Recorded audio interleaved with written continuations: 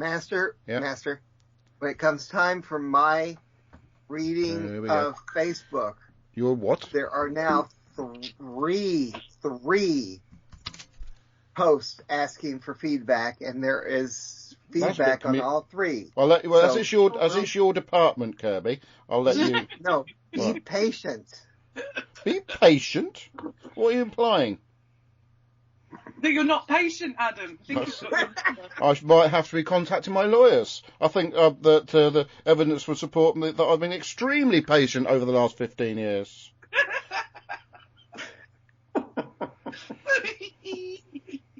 That is true. That is definitely true. Yeah, absolutely agree. You have been very patient.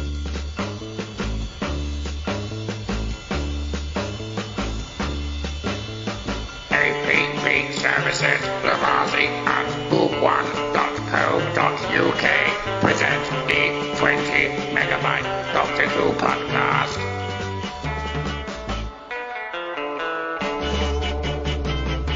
Hello and welcome to the 20 Megabyte Doctor Who podcast, episode 609. I'm Adam, and yes, we are doing 2 episodes today. And oh my God, this is really amazing that I'm actually saying this. But here's Debbie Melrose.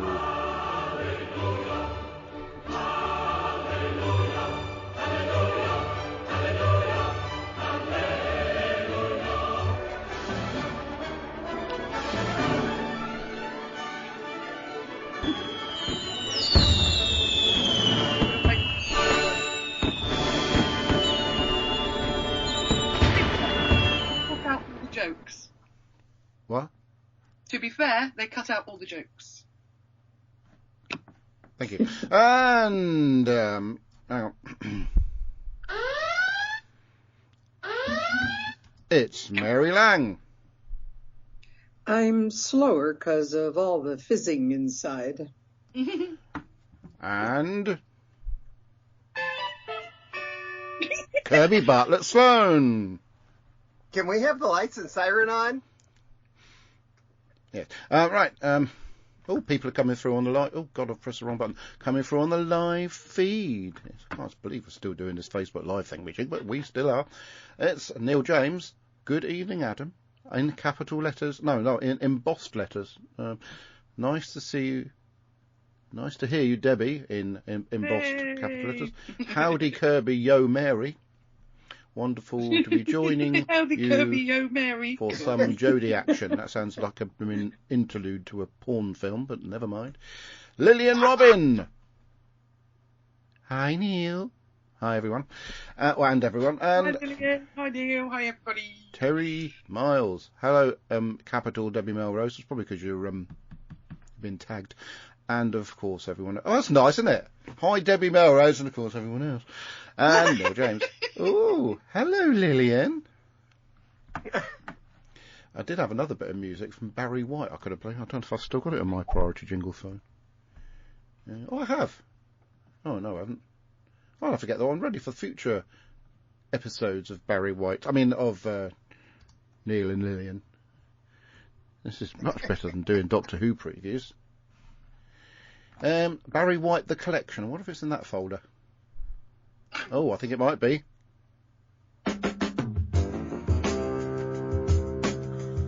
There we go. Yeah, so that's as far as the conversation's got on the live feed, so we can move on to the 2 episodes of Doctor Who, what we're going to do as quickly as possible, because we have not so long ago actually reviewed these. I know it's not so long back. What's it, 7 years ago now? We're catching up with time. We did Twice Upon a Time was December 27th of 2017. Yeah, I thought so. Is when you released it. And Woman Who Fell to Earth was October 22nd, 2018. Yeah, so, yeah, we're catching up. So, the Twice Upon a Time episode sort of begins where the previous episode left off with the Doctor refusing to regenerate like a petulant child. Refusing to regenerate, but bumping into another Doctor apparently refusing to regenerate. I don't remember, the first Doctor refusing to regenerate, but they managed to. We didn't see that part. No, they managed to sort of make it feel like that did happen. or that it at least explains some aspects of episode 4 of the 10th Planet. But anyway, so while they're having a little discussion about who the Doctor is, Mark Gatiss sort of appears in the snow, and I think I need a doctor, which first time that's ever been used in Doctor Who.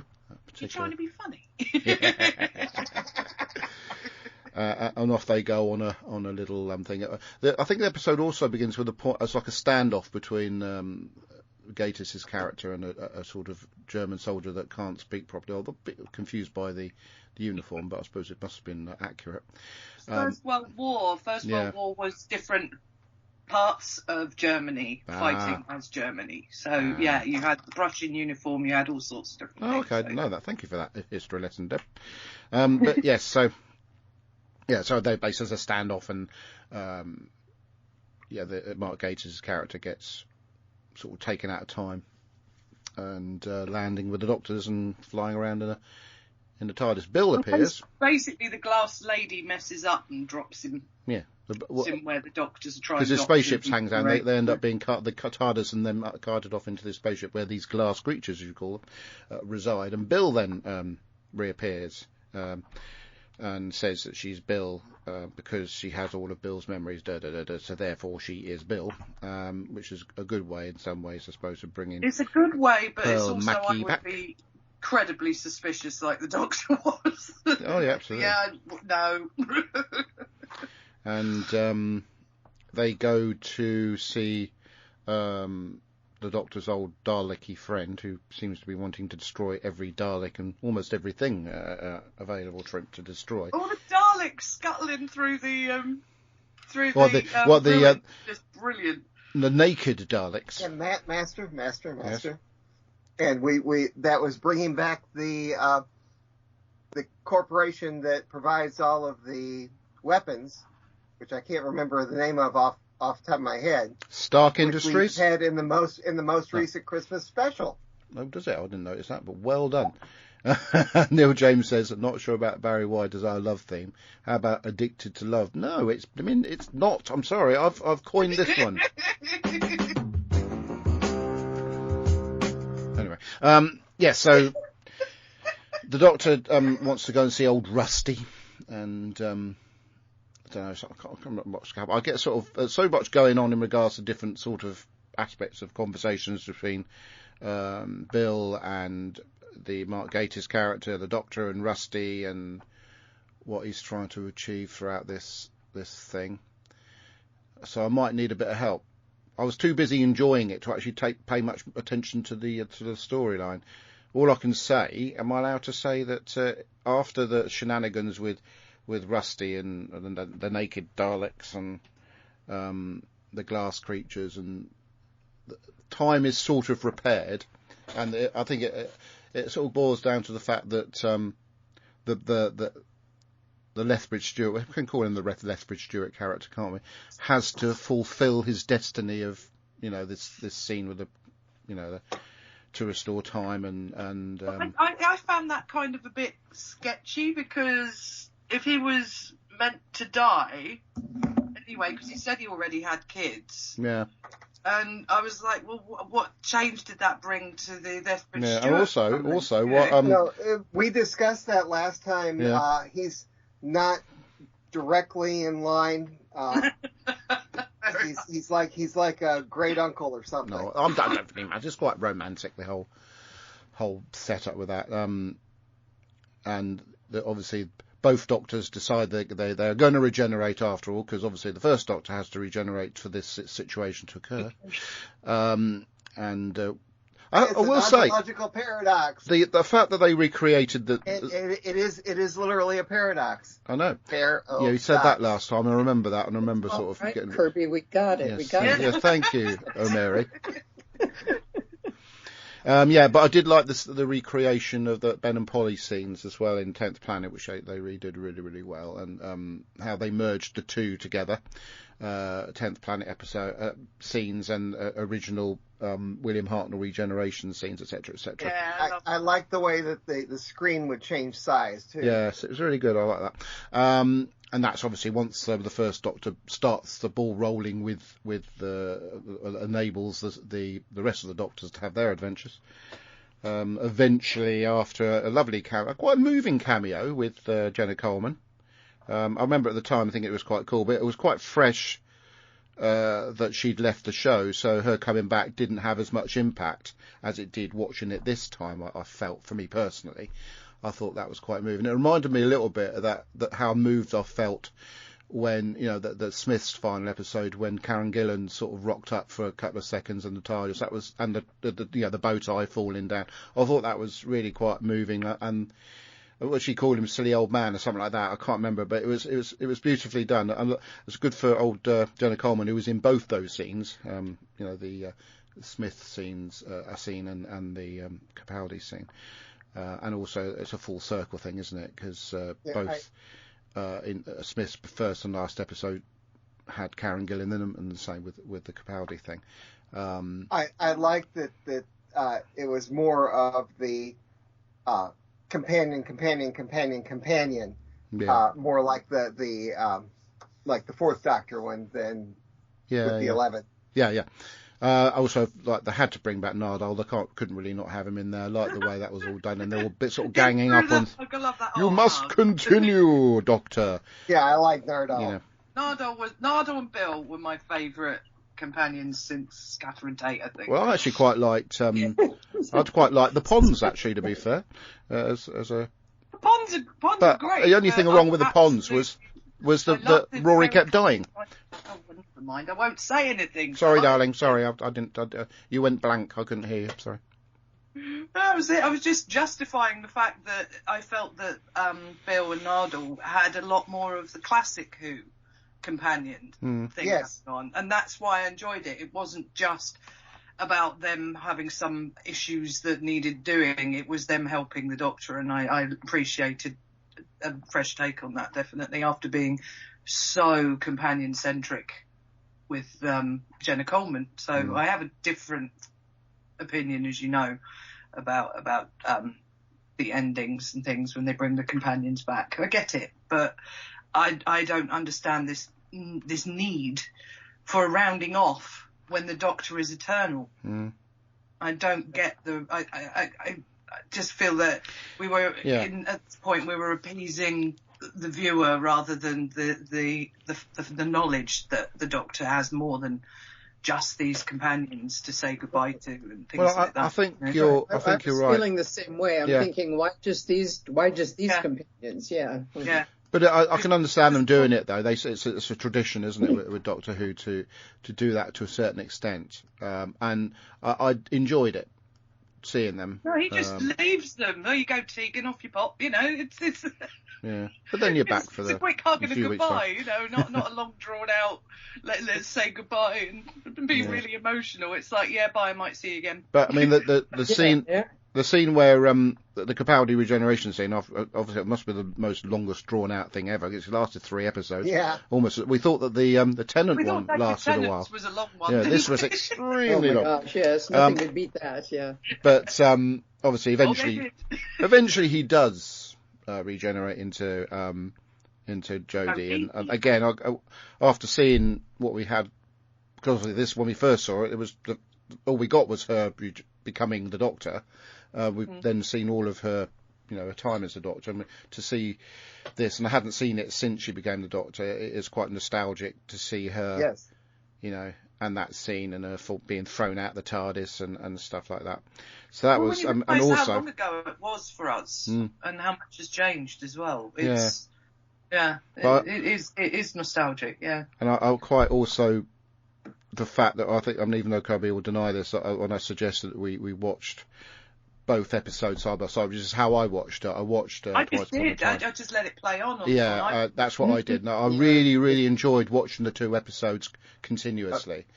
I didn't mind. It's just it kind of was a surprise. I apologise if it was a surprise to anyone. Season and then go into the new one, don't you, separately? But we've done all these already, so I don't think anyone's going to mind. I just felt it might it would, for me personally, give a different sort of angle to watching it, the Doctor's change as a story, watching the two together, and also see if they do blend in continuously, because they should do, because one ties into the next, and like I pointed out the other day, I was pleasantly surprised when I cracked open my Jodie DVD collection that it had Twice Upon a Time on the first disc. No, that's good then. And Robert said that the Australian one does not. Oh, right, okay. I don't know what you... When I saw you posted that, I was like, why wouldn't they? But I get it. I do get it, because obviously it's Capaldi, it's different season. But that's a nice touch. I think it would be just on the Capaldi set, but not on the Jodie set. Yeah, exactly. Yeah, and when I watched Twice Upon a Time, I watched it on the Capaldi set. So... Because I hadn't even taken the plastic off of the... I suppose it's interesting for people who've never seen Jodie Whittaker's time to actually get that sort of continuation, because sometimes they recap the regeneration itself, which they didn't do in Jodie's first story. She just falls through the roof of the train. But moving on to The Woman Who Fell to Earth. You don't see the Doctor for quite a while, because it's all new characters. I felt a bit sorry for Ryan and his attempting to ride the bike thing. Before you go on, can we give our reactions to this story before we move on to the Jodie story? Hang on. I agree. Hang on. I'll flip a coin. Alexa, flip a coin. Heads for yes, tails for no. I'm not quite sure how to help you with that. All right, I'll tell you this. Heads for yes, tails for no. Alexa, flip a coin. Separate them. Alexa, separate. Flip a coin. No. Flipping. It's heads. There we go. Heads it is. Mary, what did you think of this episode? These are just so. We've gone the wrong way round. in so many ways that I think we should review them separately. Yeah. Yes, well, I'm going to go along with what you said. Mary should be last. Oh, Mary, Kirby says she's got to be last. Sorry. Why does she have to be last? Because I've got to play the theme, the tune thingy. I reckon today we're going to change it. Play the theme tune. I think Mary should be allowed to speak first occasionally. But still, he needs to get the theme. Oh, right. I've lost my priority jingles folder. Sorry, Mary. I didn't realise we were waiting on jingles. Phil. And the last shall be first. Phil, has anyone filling for me? What the hell's going on? Where's my priority jingles folder? Deb, Phil. Who are you talking to? You. I said Phil. Phil, while I'm trying to find my priority jingle folder. Oh, okay. Well, we were taking the mickey out of you, so sorry. All right, okay. All right then. I've got the Mary's jingle ready, but there you go. But we're going to do it. We're going to do it anyway, but in a slightly different order than normal. We'll return to normal when I've been able to get my printer sorted out.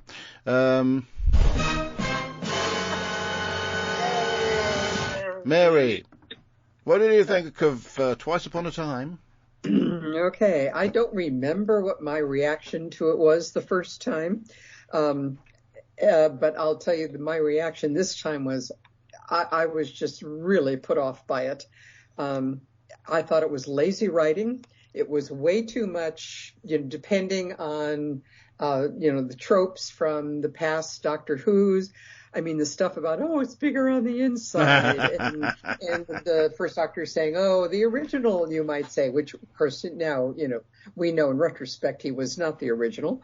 I disagree with that, but that's me. I refuse to accept the Timeless Child. Okay. Well, I'm thinking of the fugitive Doctor who came before the first. We don't know how that happened. Oh, stop it! Let us speak. Carry on. Yeah, I'm not thinking of the Timeless Child, and all the all the humor they try to wring from, the sexism differences and all that. To me, that was all it was just too easy, too lazy, and to me, this story just dragged on and on. And we knew right away, or at least I knew right away, even though I had not remembered how this story went, I just knew right away that Bill was, the glass woman, and all that. And so I don't know, they played that out way too much. And then we have to go back to old Rusty, which we encountered a long time ago. I don't know. I just felt like we're not coming up with an exciting and original story. We're just doing, a lot of, let's play up all the old Doctor Who ideas. What do I want to say? Oh, and then I don't know why they're obsessing over the size of the windows in the TARDIS. I mean, who cares? Doctor Who fans do, I'm afraid. Yeah, that was a definite fan service. Yes. Because the way some of them dissect it at college. Yes. You just That's can't you just enjoy the fact it's the TARDIS? Yes. No, that's left over from the first Weeping Angel story. Blink. Okay, well, I don't care. It just, to me, it was not a very interesting story. I think it was not that well written. I think everybody did a good acting job in it. They pulled off, what they could. But I was just totally bored by it. And then the drawn out goodbye. I mean, we're being treated to these, my memories, and memories are everything. And we're saying goodbye to, we'll go back to what we were remarking on before. We're saying goodbye to these companions when I'm thinking you had so many companions over the decades. Why aren't you seeing all of them? Why just these? So no, I was not impressed with this story at all. I did not like it. And maybe this is what left a bad taste in my mouth for a lot of the Capaldi era, was a story like this one. So that's what I have to say. Oh, and I don't, Kirby, what did I think the last time? You always I was going to tell you.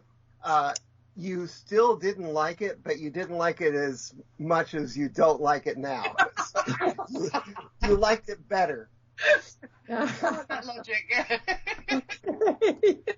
I hate it more now. There you go. Right then, Dad, what did you think of it? Me? Yeah. This is a tricky one because I find anything to do with that Christmas in the First World War very not hard to deal with. Just I find that beacon of light in such a horrible time was well used in this situation. I get that because for the one day only, the anomaly could work that he doesn't have to die because peace was about to break out for a few hours, But I found a lot of joy in this episode because of the way David Bradley just brought back William Hartnell so beautifully, and just I did not enjoy the constant digging at Bill at all. I get that they're trying to underline that that's attitudes from his era, but you didn't need to bring it. Yeah, they did over the plate. And that wasn't the first Doctor's attitude. I know, but no. it rang so false. Yeah, I think that was it. It rang false. Yeah. That started in the Five Doctors. Because he absolutely loved all the, he treated them all. He treated them with the same disdain he treated his male companions. It was him. It was who he was. But I felt that didn't ring very true, and I found the real push on memories that make people and things like that. And it's like, yes, that's true to a certain extent, but could be a whole big debate about what memories are their own memories. Yes, but does that still make them them? And but I do find these, like I said earlier, I find the goodbyes are so drawn out now, rather than just thanks, bye, well done for travelling with me, that sort of thing. And I get that the writers are sort of trying to just go, right, that was Capaldi's era, that was Tennant's era, that was Matt Smith's era, that sort of thing. But there are so many stories within stories and more stories that people are writing all the time, a lot of the Big Finish stuff. And it's like some of the companions are absolutely, wonderful characters. And you just want to have more of a shout out to acknowledge these alternate ways of viewing and listening to Doctor Who should be given more accord in the show, definitely, I think. But other than that, this episode, as for a Christmas one of the better ones. Okay. I forgot it was a Christmas one. Yes. Was there snow in it? Yes, it's a Christmas one. Christmas one. They do the Christmas Christmas Day armistice. Of course That's they did, why yes. I always think of Paul McCartney when I hear it. about that, so I actually did cry at the end of this The episode. pipes of I peace. don't to do that with anything. So when Isla saw me sort of wiping away a few tears, she was like, "Oh, is that a good one?" And I was like, "Not particularly." Oh. Right, But Kirby. it was Sorry. still, for Christmas, yeah, great. Kirby. I am You're allowed watching it to like again. it, you know. Watching it again. I for the first time since whenever that was. When was that? 2017. I enjoyed it more this time around than last time. I am bothered by that, trying to make the first Doctor so sexist. Yeah. But I don't know what they were trying to do there. But again, that started in the Five Doctors. Since we watched all of as much as we could and listened to all of the first Doctor, he definitely wasn't like that. I do think that Bradley does a great job as the first Doctor. I had a lot of trouble with the whole reason for the glass people and stuff. It's just something to hang a story on, and it didn't hang very well. I still think that because I saw one of the leaked episodes, when the one where Inside the Dalek, where Rusty actually died at the end before it was, Rusty should have died and shouldn't have been in this, but that's just me. I liked having the weapons of whatever they were. I don't even get bothered looking it up. Someone will correct me on the chat, I'm sure. Villengard, the weapons of Villengard, yes. I liked that. I liked all the callbacks. That year, 2017, that previous summer, I had just gone to the World War I museum in Kansas City. And it was very moving. So to see how they put the Christmas armistice in was really nice. And that is an incredibly good museum if you guys ever come over to the States, Kansas City. I don't know why it's in Kansas City, but it's in Kansas City. And to me, to have, when the name Lethbridge Stewart came up, I just went, oh! Yeah, that it always gets me, definitely, because I'm such a sucker for the Lethbridge Stewarts. Can I say that I thought Mark Gatiss did an exceptional job in this? Yes. Well, yeah. His ruminations, on thinking he was going to die and that he's ready and that he's not ready, and to me, my heart went out to that soldier that he was playing. Yeah. He's a phenomenal actor. I mean, he's a great writer, but his acting, obviously I met him on the radio first with League of Gentlemen, and then they made it to a TV series. So I met him in the real surreal comedy side of him long before I met he loves all the old black and white movies and things like that, much the same as I do, all the old horrors and things. And just, he's become quite an idol, I must say.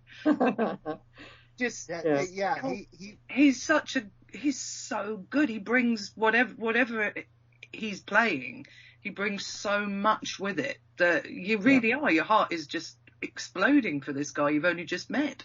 Right, yeah. And the previous time when he had been on the show, he was unrecognizable, but behind a whole lot of makeup. And it was not very good. It was the one where Lazarus. Oh yeah. Yeah. No. He was on before.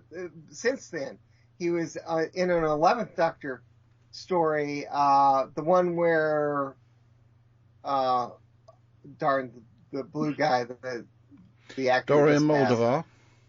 Yeah, where at the very end he's ahead and he's going, Doctor Who, Doctor Who. Yeah. That. So Oh, yeah, Gatiss was in that episode. Pandora He was. opens. Is he talking about that? No, it's No, after he that. was Nope. the person that Dorian Moldovar is talking to, and before he gets his head removed. Okay. No. He's playing chess. Oh, With the that's Doctor. right. Yes, I remember now. I remember his character. I just don't remember the No, I don't remember that scene the very precise well. you'll have to Yeah, go it's and very read. short, but that Yeah. was the last time he was Nope. in, and it wasn't very memorable. But No. in this, he's great. Oh, yeah, absolutely. So, yeah, and I loved that they, getting back to my opinion of Twice Upon a Time, I love that they, how they recreated the scenes from 10th Planet, and it was very good. I just wish they had done more. I know that there are extras out there that I didn't seek out this time where they did more scenes of the recreating First Doctor stuff. I wish they'd done more with Ben and Polly, the new Ben and Polly. I'm actually tempted to go back and rewatch where he meets Ben and Polly again. I loved that episode. Yeah, except for the way who was the companion who just disappeared halfway through? Dodo. Dodo, yeah. No, that's so Dodo strange. just gone. Yeah. All right then. So yes, I think we can move on now to the. Wait, the you second. didn't tell us your opinion, Um, Master. Oh, no, he didn't. No. I quite enjoyed it actually. I thought it was romantic. Just a bit of fun really. I didn't take it too seriously. I just enjoyed it. It was a nice little homage to Peter Capaldi, really, because he was a great Doctor, and yeah, a little sort of montage, I suppose you'd call it, to his Doctor. I think they could have. I felt that him refusing to regenerate. I don't think that anything that didn't fit in with the character of the Doctor in the whole and Capaldi's Doctor, because I think it felt like it was a bit of a chicken out. Oh, I don't want to change. I'm fed up with changing. No, it's what the Doctor does. It's just part of his life. I think the Doctor would have just accepted it and gone on with it. I don't think he would have really drawn it out for 3 episodes. Yeah. Yeah, I totally agree with that. That's another reason why I wasn't crazy about this one. But particularly after he was just granted a whole new generation cycle. I know. But they can write that. A couple of written words can take that out anyway. Maybe the Time Lords knew that he already had the regenerations anyway. Anyway, moving on. The next part is. Wait, I thought it's. do you want to hear Terry Miles's opinions of it? No, we're going to do that as part of feedback at the end. And there was something. Darn, you guys. I was going to say something else, but I'd forgotten. Never mind. Oh, we're talking about the 3 episodes, the regeneration being drawn out for 3 episodes and him refusing to regenerate. That's what we were talking about, Kirby. Oh, yeah. I wanted to say, yeah. Sorry, Mary. I liked Capaldi's final reminiscences about his life. Yeah, he was great. So.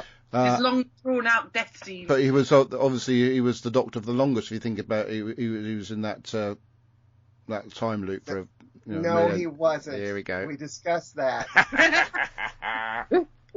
Right. He was in it for a day. Stop because it was annoying Kirby, otherwise we won't get on to the I second. know. just because it repeated all those many times. It was still to him a single day. Okay. Anyway, moving on.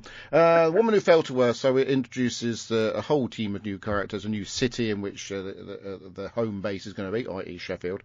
As I say, I felt a bit sorry for Ryan's character, sort of initially being sort of set up to be have this issue where he couldn't ride the bike and. He's dyspraxic, yeah. Master. It opens with that YouTube scene. I was surprised that they even allowed them to use the YouTube logo and everything. But I was noticing the list of up next on the right. I didn't look at it, no. One of them is blogging with Izzy. All right, okay. And Izzy did join us for the review of this. Okay. By the way. But anyway. And the other one that I'm really curious about is Secret Pigeon. Okay. I forgot what I was going to say now. All right, just dismiss me. Where was I up to? I was up to the bit where. You literally just started. Oh, good grief. Yeah, you started. Yeah, no, I was talking about the obviously knowing what happens in the episode, and that makes that opening clip have a bit more gravitas with Ryan anyway. But yeah, so he gets a bit petulant, throws his bike down over a cliff, which he goes to fetch and finds a sort of oniony, garlicky thing. No, it's not. He doesn't find that initially, does it? It's that sort of those letters that nobody would touch if they had their right mind upon them. But he decides to touch them. This onion thing appears, or garlic, or whatever you want to call it. And We spent quite some time discussing whether it was an onion or garlic, didn't we? I can't remember. Yes, Kirby? No. We discussed. This is what I was just about to talk about. We discussed whether or not it was a garlic or a Hershey's Kiss, and you guys. Yeah.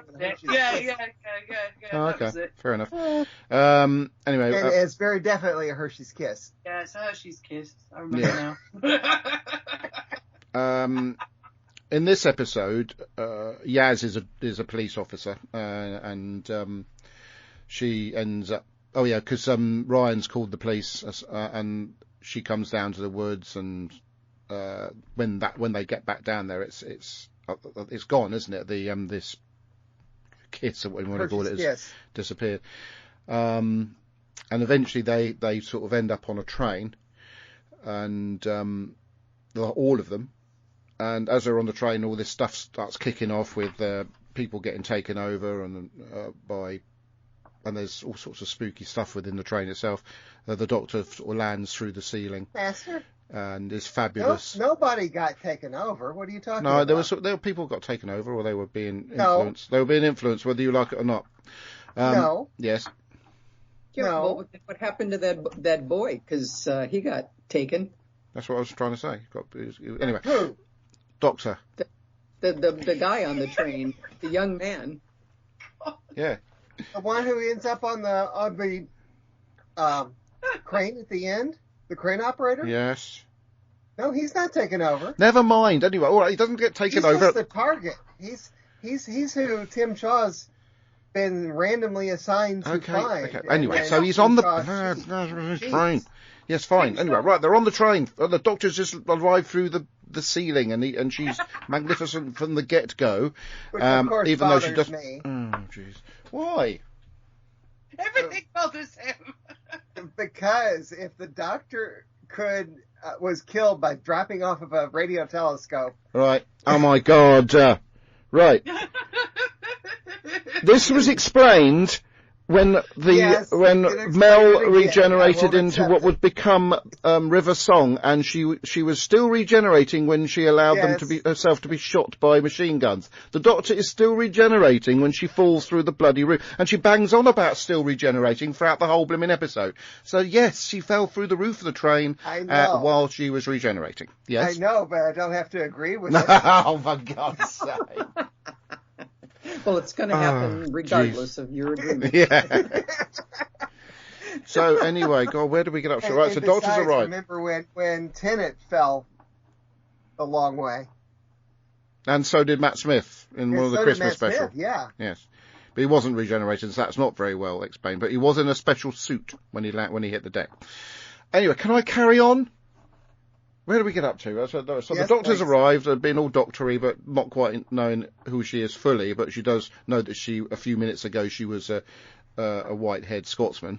And she yes, and then they're chased through the train by a much better rendered version of the Scribble Monster. Oh yeah. From Fear Her. Indeed, but they are slightly few years ahead of that, Kirby, to be fair. Yes. Anyway, so she sort of, I think this whole thing stimulates her brains so she can sort of get involved in it. I do love her in Capaldi's costume, by the way. It looks really cool. I love how tiny she looks in it. Anyway, so eventually they end up in a bit of a mystery, and there's this bloke in what looks like a garage who's managed to get hold of the gherkin. No, sorry, not the gherkin. That's a building in London. Garlic. The garlic. And his sister's disappeared in the past, and he's apparently, who we find out, Tim Shaw's sort of responsible for this. So he thinks if he has this this thing that Tim Shaw's going to come out and he's going to get his sister back. It was a bit of a stupid attitude because, mind you, he doesn't know his sister's dead, but he's pretty soon dead once Tim Shaw comes out. He's got a thing about teeth. He likes to stick teeth in his face once he's killed people. I've had quite a few of mine out recently. And, you can have some of them. the other. Full of teeth, yes. The other thing I like, actually, I forgot to mention this, because your band of, you got Bradley Walsh, still magnificent looking back in this, and I actually quite liked Grace. At the time, I didn't really like her that much, but I felt loved Grace. I felt much more attached to her watching this version. Maybe it's because I traded knew what was going to happen of to the her. other companions for Grace. Yeah, not any of we them. said that at the time as well. I actually liked Ryan. Like, keep Grace. I liked Ryan because he didn't have any gladly take emotional. Grace over either of the two companions. What even Bradley Walsh? You can't not have Bradley Walsh. I'm really upset now. I'll tell you what, I like though, Graham. Sophie Aldred, when she wrote Childhood's End, I listened to that quite regularly because she's such a wonderful storyteller. She's written all of, Jodie's Doctor and the companions beautifully in that. Absolutely. Oh yes, that's true. Are rounded out. That is true. But anyway, back to this episode. I did like Grace, and I also like Graham quite a lot. And I thought maybe do away with the younger companions, yes, in favour of having two older companions with a younger Doctor. I don't know. Maybe that would have worked better for me. I thought it was one way of just having the joke that everyone thinks he's the Doctor, and it just kept going because he was just such a cool character to have. Yeah. The other thing I liked about Graham in hindsight is he's a bus driver, and Izzy's boyfriend is a bus driver in Portsmouth. So it's quite interesting for me looking at that from that angle now. It's a slightly different angle with very difficult shifts that Owen has to do. But back to Doctor Who. There's lots of bits in the middle with Tim Shaw being a sort of like a pantomime villainy thing, quite vicious, does kill people, and they all end up in this work yard. Is it the docks or something? It can't be the docks. It's Sheffield. Anyway, there's a crane. It's a building site. It's a building site. They're building a building. Yes. Anyway, site. so it basically the Doctor tells everybody to stay back while she sorts it out, and her brain's starting to come together, and she's starting to realise who she is. And she goes up to rescue the Nipper who's next in line for Tim Shaw. And I still think that the conversation, I know it's a cheesy sort of joke, but I do love that conversation between the Doctor and Tim Shaw where he sort of, Tim Shaw? Shaw? Yeah. I love that. I thought that was really good fun. I mean, silly but fun. Because it's quite a sort of dangerous situation. Better this time than last time. I do love it when the Doctor turns a dangerous situation into a possibility for comedy. And then of course you have the scene. The matey gets rescued. She realises who she is. She's the Doctor. She's already told Grace and Graham not to get involved in what's going on, but Grace is determined to try and sort of stun this sort of spaghetti creature. Which she does. They telegraphed that was going to happen about 10 minutes before. Oh yeah, I know that. Well, actually, they telegraphed the fact that we were not going to have Grace. That Grace wouldn't survive. No. Yeah, they made sure we knew that before the episode. Yeah. She's not staying just because you all love her. She's not staying. But anyway, so she sort of heroically dies, and I thought they'd be a bit more upset. To be fair, they were quite sort of. I know Graham. I must say the scene that Bradley Walsh did, when he does the eulogy, it is quite well played because he is. He does spend quite a lot of this first few episodes mourning, definitely. Yeah, and that's really well played because he doesn't bang us over the head with it, and his voice is quivering enough to show that he's still grieving, and we don't get the constant tears and stuff. And of course, Ryan is grieving in a different way, which works really well. And Yaz is, I don't know what Yaz is doing, just sort of along for the ride. But I mean, the Doctor's only changes the costume, which she could have stitched up instead of changing into the weird costume she ended up with, because they were telling her she was a bit of a mess, so she indeed changed it. Of course, she made her own sonic screwdriver. The TARDIS normally makes that, doesn't it? I actually liked her in the Capaldi suit better. Yes, I agree. She ends up in. Yeah, and those goggles as well. It is iconic though. Her suit is very much her her costume is her costume, and I love the fact I've had a picture taken with her wearing the jacket. But yes, she did. You can't deny she did look really good in the Capaldi. I mean, it's almost like the Capaldi costume had changed because it had become tatty. Sorry? Matt Smith looked amazing in David Tennant's Leftovers. Yeah, that's true. I'm saying that the Capaldi costume had got a bit tatty, hadn't it, through what happened to it, which because she was such in the face and her hair sort of classy, it would have sort of been an interesting balance if she'd carried on wearing the costume. But of course, even her costume regenerated at the end of this. But anyway, she didn't. But she I had thought this. we were heading quite steampunk with her, and we didn't really. Yeah. Well, we had a bit of steampunk, didn't we, when she created her own sonic screwdriver out of Sheffield steel, which again is quite a nice romantic thing. And she said goodbye. From Sheffield, that's really cool. And I have something to say about that scene, but when my time comes. Yeah. Say it now. Anyway, so so she's decided that she's going to try and find a TARDIS and builds a gadget to try and detect it. And of course, what happens? They all get carted off into space, which they can only survive for a few seconds. And she didn't give them the "keep your mouth open, don't hold your breath" speech, because she didn't know they were all going to be in space, I suppose.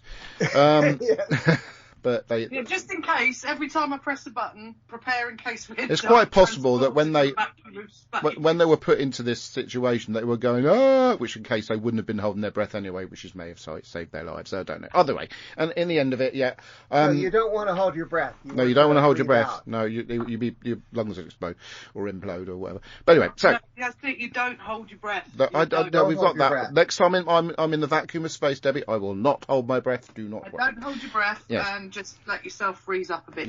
Yes. It'd be quite painful, but you could survive a few seconds. But at the end of the day, it was, for me personally, it was okay. It was, there's been worse first episodes for Doctors. I love Jodie. So I've never been that keen on Yaz, but we have got to live with her for 3 years or more. I don't mind Ryan, but I loved Bradley Walsh as Graham. I think he's a very talented chap. Obviously, most of the time we see him on telly, he's coasting things like Gladiators and quiz shows, game shows, and being a comedian. But he is certainly a very. Know he hosted Gladiators. Very. Pardon? What did you say, Deb? I said I didn't know he hosted Gladiators, but then again, I don't watch it, so there you go. Anyway, so I quite enjoyed it, especially watching it side by side with Twice Upon a Time. And I thought, actually, to be fair, even though there were aspects of Twice Upon a Time I really enjoyed, I felt that this story was actually a better story than Twice Upon a Time. So, what did you think about it then, Debbie? Yeah, because I remember being so hopeful the first time I watched this because I was so excited. But now knowing what's coming for her, this is such a strong start for her as the Doctor. Yes. It really is, and I was so excited, thinking this is, keep this impetus up, and we've got to keep her here.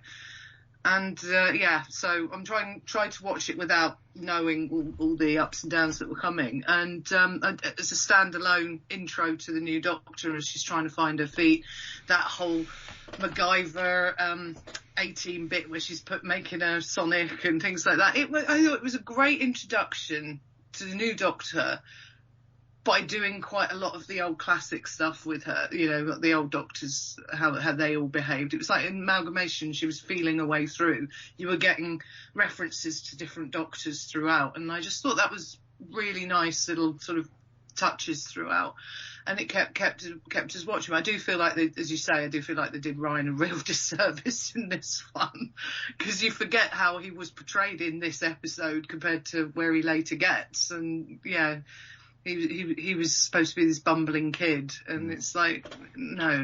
I'm glad they changed it, though. Stereotype like that. I'm glad they changed his not his persona, but how he was represented as the series went on.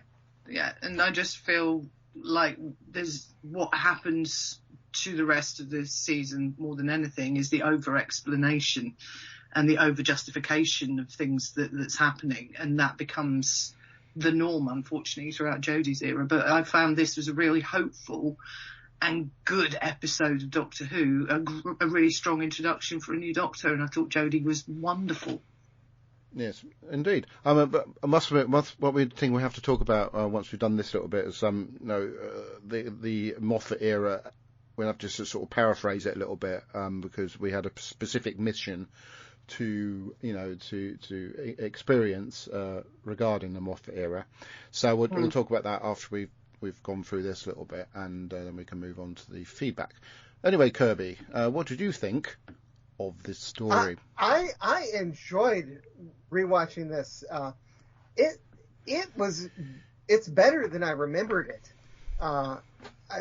But of course, obviously, since we've now seen all of Jodie's era, it's actually one of the better ones. Yeah.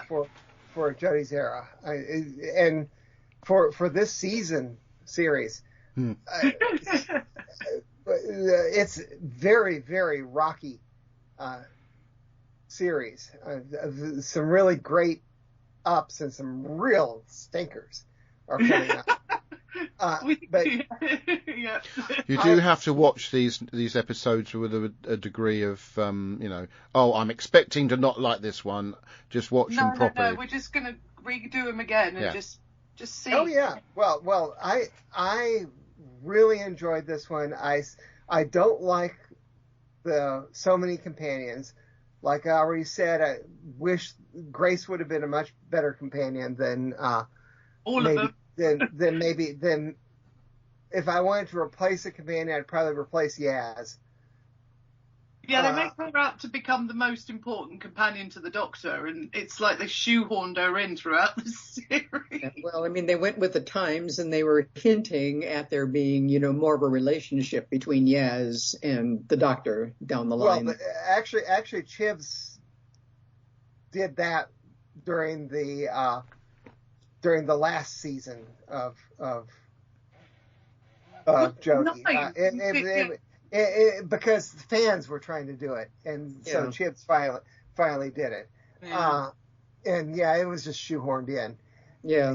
Yeah. The one thing I didn't like when we first did this. I didn't like the Sonic scene. It was better this time. I'm still not fond of it because you just need the A-Team music over it. It'd be perfect. Yeah. How the Doctor builds a Sonic in 15 minutes with spoons. Doctor. I don't think he could. It was really done in 15 minutes. I think he may have. TARDIS producing Sonics. Yeah. When the Doctor needed one, there was one sitting there, in the little receiver and the TARDIS. Which I like better, but she makes, it's a science fiction fantasy TV program, so that's fine. Yeah. And this time I noticed that I did not remember that they were doing all that in the guy's shop, the guy whose sister had been the previous Tim Shaw or whatever his target. People are. His target. So they did it in that same shop because you could see the chains and everything from earlier. It was better. I really liked it better this time, and it's such a strong start. Yeah. I'm just dreading some of what's coming up. Okay. Open 55. Before I move on to Mary, I've missed a few comments coming through on the live feed. We've got Go to our station too and listen to us absolutely rip Orphan 55 apart. Okay, anyway, moving on. Neil James says, I like doing the two together. You should do the same with Jodie into Ncuti. Well, it'll be Jodie into Tennant, to be fair, Neil. And Lillian Robbins says, exterminate the Garlek.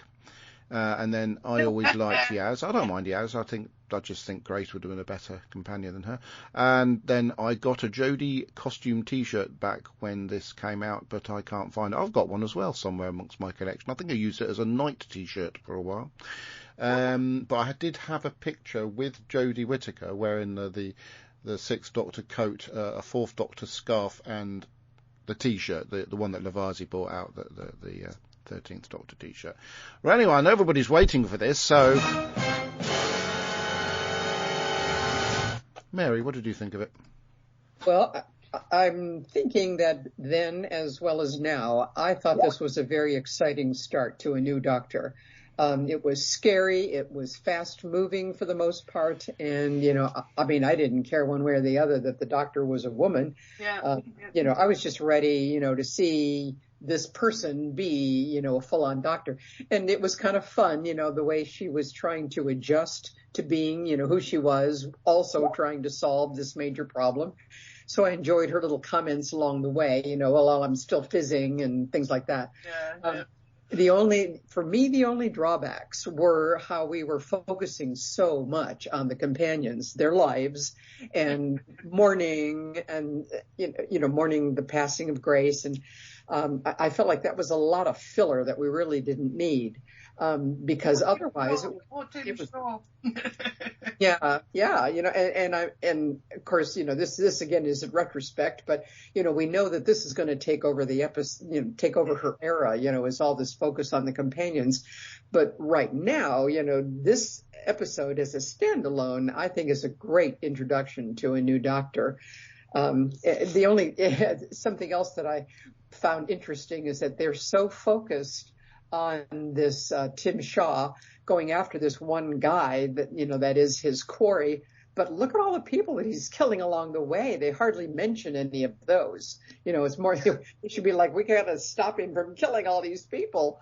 But all they really focus on is the guy that they're trying to protect. But anyway, yeah, so overall, it's a very positive start to a new Doctor era. Yeah, there's quite a number of casualties along the way in this one. Yeah, they don't mention any of that. Okay, well, thank you very much, Mary. Neil says, oh man, I forgot about Tennant's return. How could you forget about that? It included Catherine Tate's return. We can move on to the next part of the show, which Kirby has asked me to I'm be patient. Be patient. Oh, you're prepared. That's good then. Well, yes. Let's crack on then. It looks like that. So we've had 3. I requested feedback twice, and then also people fed back to your announcement that we're going to do 2 episodes.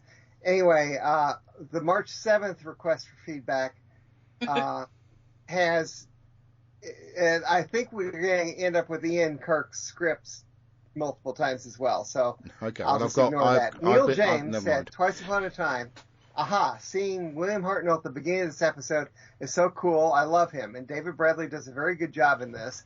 But I hate the way the first Doctor is written as an offensive sexist just so Capaldi can keep telling him off. Yeah. Gatiss does a solid job, and Pearl Mackie is wonderful as always.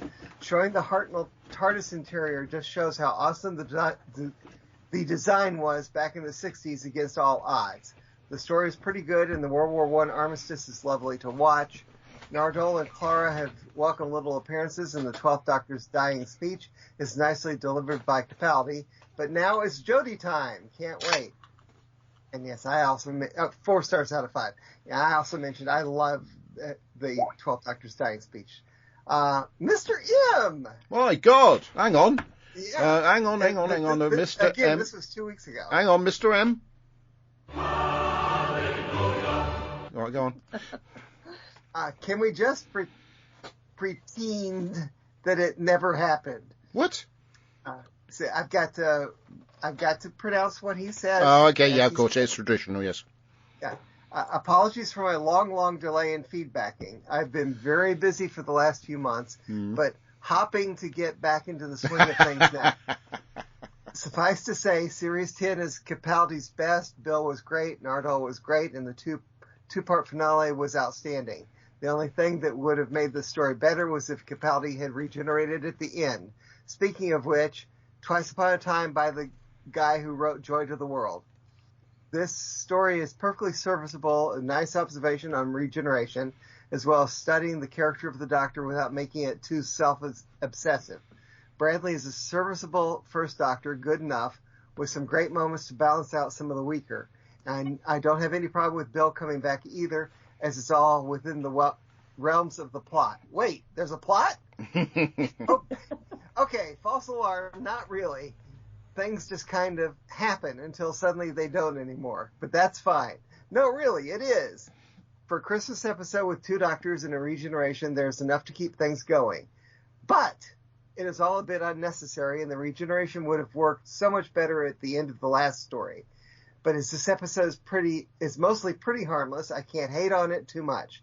6.5 out of 10. And oh, brilliant! Jode Whittaker, is so full of promise here. If only there had been another way, but more on that next time. Okay, I've got to close these down. Go to the next one, which should be... Do you want some lift music? Here. Wait a second. Oh. Okay, the next one would be comments on your... No. Well, actually, I did one on March 14th, but I also did it again yesterday.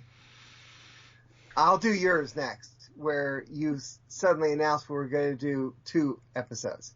Suddenly, and we've got Ian Kirk, which I'll ignore. Tim Drury. Oh, hang on. Whoa there. That's a whoa Yes. there. I didn't know that was coming. Hang on. Here we go.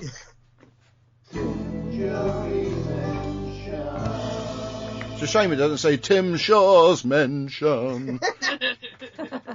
He says, very odd idea. 2 different doctors and 2 different showrunners. It's not a 2-parter. And you respond, we need to catch up. I thought it would be fun. Terry Miles says, they're joined though. Jodie's in both. And that's all for that one. By the way, I've got a comment about Tim Drury. I was listening to his podcast this morning. Sorry, you said it again. So I have to... And we have that. I don't know if you've noticed this, but over the past 2 or 3 years, he's going through everything while we're going through everything. Yep. And just 2 days ago, he released The Woman Who Fell to Earth. So he's slightly ahead of us by one episode and a few days. But then he also intersperses going to conventions and stuff. So we will pass him again in about a month. Okay. I know it's not a contest, no wagering. No, I hadn't even considered it, to be fair. No, I just think it's kind of cool because we're both in approximately the same place. Okay. For the most recent one, Andy Nunny, whoever he is, says, just as well I missed last week then. Neil James saying exactly the same thing that I just read. Bumping post up me to try and get this to the top. Neil James, The Woman Who Fell to Earth. Oh, here we go. Jodie Whittaker, a woman playing the Doctor. Absolute disgrace. Our once beloved show is now ruined. Except it's not, is it? I think Jodie is great. Fans just need to chill out and have a walk around the garden. It's a science fiction fantasy TV show, and this episode is mostly a banger. The new companions are introduced quickly and efficiently. There's a weird alien lump in the woods and a really good horror sequence on the train. And this is all in the first 9 minutes before the 13th Doctor has even arrived. And when she does, what an entrance. Jodie looks so cool in Capaldi's clothes. She's frantic, heroic, and beautiful. I've never been a fan of the sonic screwdriver, so I really like the 20 or so minutes we got without it. As for the 3 new companions, I don't love them, but they're all right. All right. I kind of wish they'd just given her the one companion, probably Graham, because having 3 of them means they all take up screen time, which slows their scenes down a tad. Tim Shaw is an impressive villain, and his facial design is delightfully gruesome. And he spells that Tim Shaw. Of course. I don't like the killing off of Grace. I'd have much preferred her to be kidnapped or zapped into outer space, so the season's mission would be to try and find or rescue her. Not a great idea to launch the season with grief and a sad funeral. Chibnall will certainly get some bashing as these reviews go on, but I think he does well here with the Doctor and the alien elements. It's just the human stuff he seems to suck at. But all that aside, I'm excited for more Jodie. 3.5 stars out of 5. Oh, Brandon Moore. Hang on. Sorry, these are really coming on by surprise for me, so it's given me a bit of time to set up the next jingle. Well, this is a surprise to me because he only posted this about 2 hours ago. Oh. He says, I reviewed Tuat in one of Kirby's earlier posts. Quote, Ryan Sinclair, don't you dare, unquote. The Woman Who Fell to Earth by Chris Chibnall. Chinball, sorry. Now there will be a lot of negatives to come during the Whittaker-Chibnall era. However, this episode is really not one of them. In fact, I would probably put this in my top 5 episodes of 13's era. That is not to say that this is an exceptional or fantastic episode, but it's better than a lot of what's to come. Jodie Whittaker is, as always, very good here, doing the best she can with some thin and watery characterization. Perhaps it plays better here because the Doctor is traditionally much less settled in their post-regeneration story. The scene of her building the screwdriver is great. No, it isn't. And she rocks Capaldi's outfit, which suits her much better than her actual costume. Of the 3 companions, Bradley Walsh is clearly the strongest as Graham. I'm not a huge fan of Ryan or Tosin Cole's acting, but he's fine here. Yaz is there.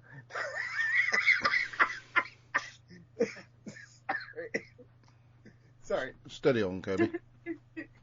Grace was an excellent character, and it's a shame she was killed off, though I can understand the narrative drive behind this. However, it is a fault when none of the 3 companions are, 7 years later, as memorable as this character was. Kim Shaw, or however it's spelt, is pretty weak as a villain, and the story as a whole was pretty weak as well. However, this is pretty standard for post-regen stories. See The 11th Hour. The 11th Hour is much better than this one. Yeah, 11th Hour is good. Yeah, so I don't mind this too much. It gives Jodie more of a chance to shine. I didn't like the absence of the titles.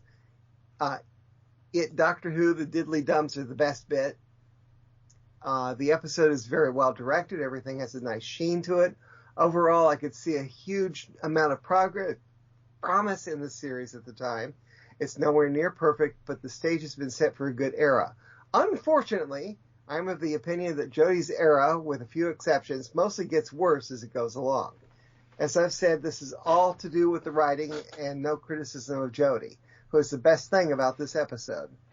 I would give this a strong 8 out of 10, mostly for its freshness and for Jodie's performance. There are 2 stories I will rate this highly. There are 2 stories I will rate this highly going forward, and only 2 that will get a higher rating. One of them is not Orphan 55. Then he posts a link to a YouTube video. You'll do it if you keep on doing it, featuring Graham. I don't know what that is. I haven't watched it. And then another Ian Kirk script. Is that it? That's it. Hello? That's it. Oh, right. Okay, thank you. Well, I can move swiftly on to the next bit, which is this. Well, good evening, 20 Megabytes, Andy Lenny here, and just out the bath, so I thought I'd just do a piece about Twice Upon a Time. Well, I thought the start was really good, the way you had Hartnell morphing into Bradley, shades of the 5 Doctors, when you actually saw William Hartnell, the original First Doctor, at the beginning, before Richard Turndale came in and took over. And then we get into the story where the 2 Doctors meet, and the First Doctor doesn't recognise the latest incarnation, though, as the latest one does say, well, you know who I am, you've known all along. And I think there is a recognition, certainly with them both going through the regeneration.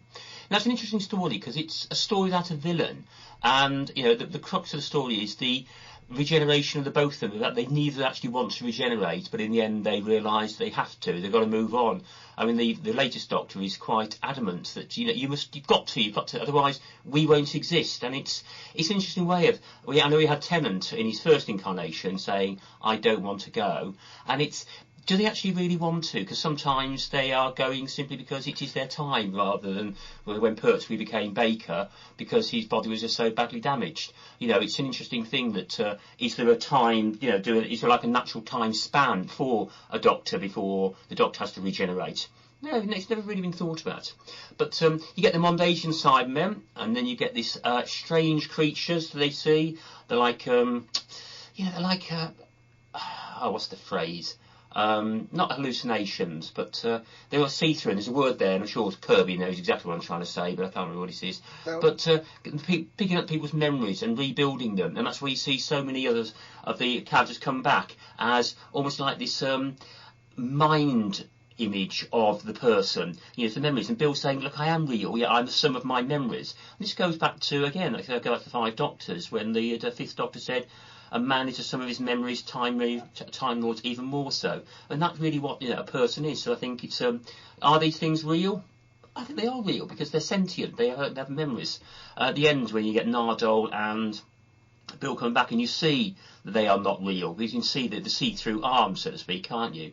But that's why I thought that was quite interesting. The David Bradley Doctor, it's not quite Hartnell, is it? I think I remember this being commented at the time, that it really was an impression and not an impersonation, pretty much really as Richard Herndl did. It's it was a riff on the First Doctor. I think you couldn't really repeat it. There were things, some of the way he said, really good smack bottom. William Hartnell would never have said that. So I think that was something that was quite wrong. However, all in all, it was an enjoyable story. It did rush along. You had some good points with the Christmas truce, which obviously something that did happen. You had the Doctor shifting the timeline very slightly to, he knows he's got to keep things going, but he just had to save the Captain's life. And of course, at the end, we find out it's Captain Lethbridge Stewart. And I do recall there being a bit of hoo-ha-ha about that, with the creators of Lethbridge Stewart being rather vociferous. They weren't consulted about this at all. But I thought that was quite a good piece. And then when the Doctors do finally go, and then you see the Ben and Polly new incarnations of them, and the release of the Doctor. And I think it's really good the way when the Doctor did regenerate, the first one, it faded into it like went back on the original story, so that you lose the original regeneration. So it's almost at the beginning you saw the First Doctor proper. At the end, you saw the First Doctor proper, which I think was a really good way of doing it. And of course, you've got the latest Doctor incarnating into the 14th, and the way it goes. And perhaps one of the best regenerations we had. It only went on a bit talking about it. And then, of course, we have all the fury when the Doctor turned out to be a woman, and everyone was so anti, and they're going to watch it again as well. But all in all, good fun, good story. And so we now move into the Jodie Whittaker era. Till next time, be seeing you. Thank you, Andy. People annoyed about a new Doctor. What? Master. I nearly got a word in. Yes? The smacked bottom is the First Doctor said to Susan in Dalek Invasion of Earth that she deserved a jolly good smacked bottom. Very good for pointing that out. That it is direct, but taken from there. That's fine. But the feeling for it's just not the same. It's not the same with Bradley. No. It worked better in that one. But Andy was pointing out about the hoo-ha about the Doctor becoming a woman. Ooh, the hoo-ha, the Doctor has got a bit of a conjunctivitis issue at the moment, isn't there? My goodness. Yes. Lee said about the negativity that Doctor Who fans have against the programme that they're supposed to be fans of is legendary, like I was saying. Right, where do we get up to? Oh, Mary, I'll send you some blurb over. Yeah. This is from Linda and Terry Miles, and this is about Twice Upon a Time. Oops, did I put the wrong DVD in? Oh no, it's the right one. The old black and white Doctor Who. The bad guys are called Testimony. Never heard of them before or after. Did the captain mention Cromer? Did Rusty just throw its gun at the Doctor? Yeah. Yeah. Dr. Bradley does a brilliant monologue, just like Hartnell. And back to the old black and white regeneration. Oh, I say 2 regenerations in one show. Is that a lady Time Lord? Hold the front page. This cannot be happening. Sorry, so sorry. It's what happened when Jodie appeared for the first time. Some excellent quotes in this one. The Captain.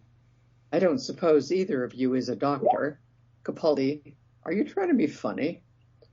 Bradley. My TARDIS. Have I been burgled? Capaldi. To be fair, they cut out all the jokes. Capaldi, they've got my TARDIS. Over to you, Mary Berry. Bradley, if I hear any more language like that from you, young lady, you're in for a jolly good smack bottom. Doctor, when you're already dying, you're entitled to think your day couldn't get any worse. But here you are. Nardole saying, cuddle.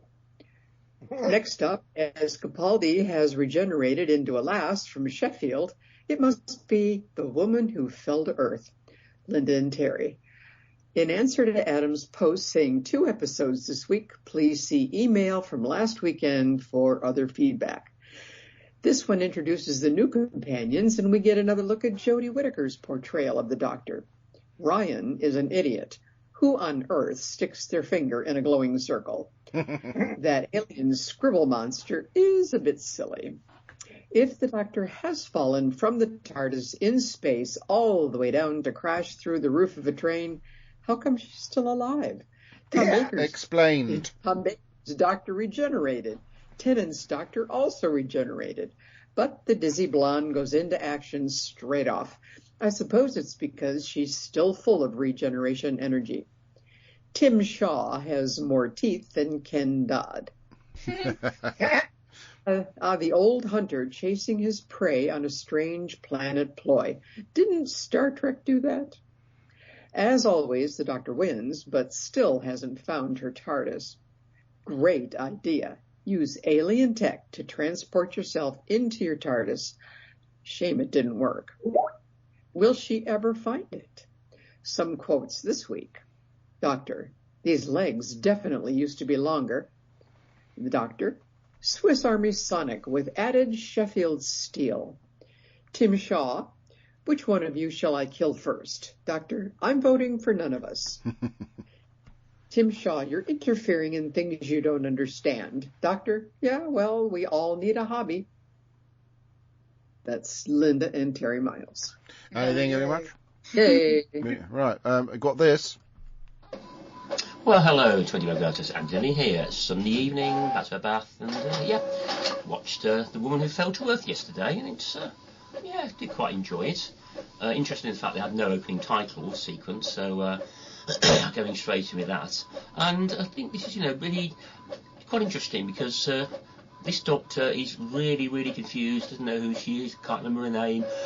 She's very confused to be a Scotsman, but that's about as far as it goes. But it is about, her turning into the person she turns into and becoming that, becoming the Doctor.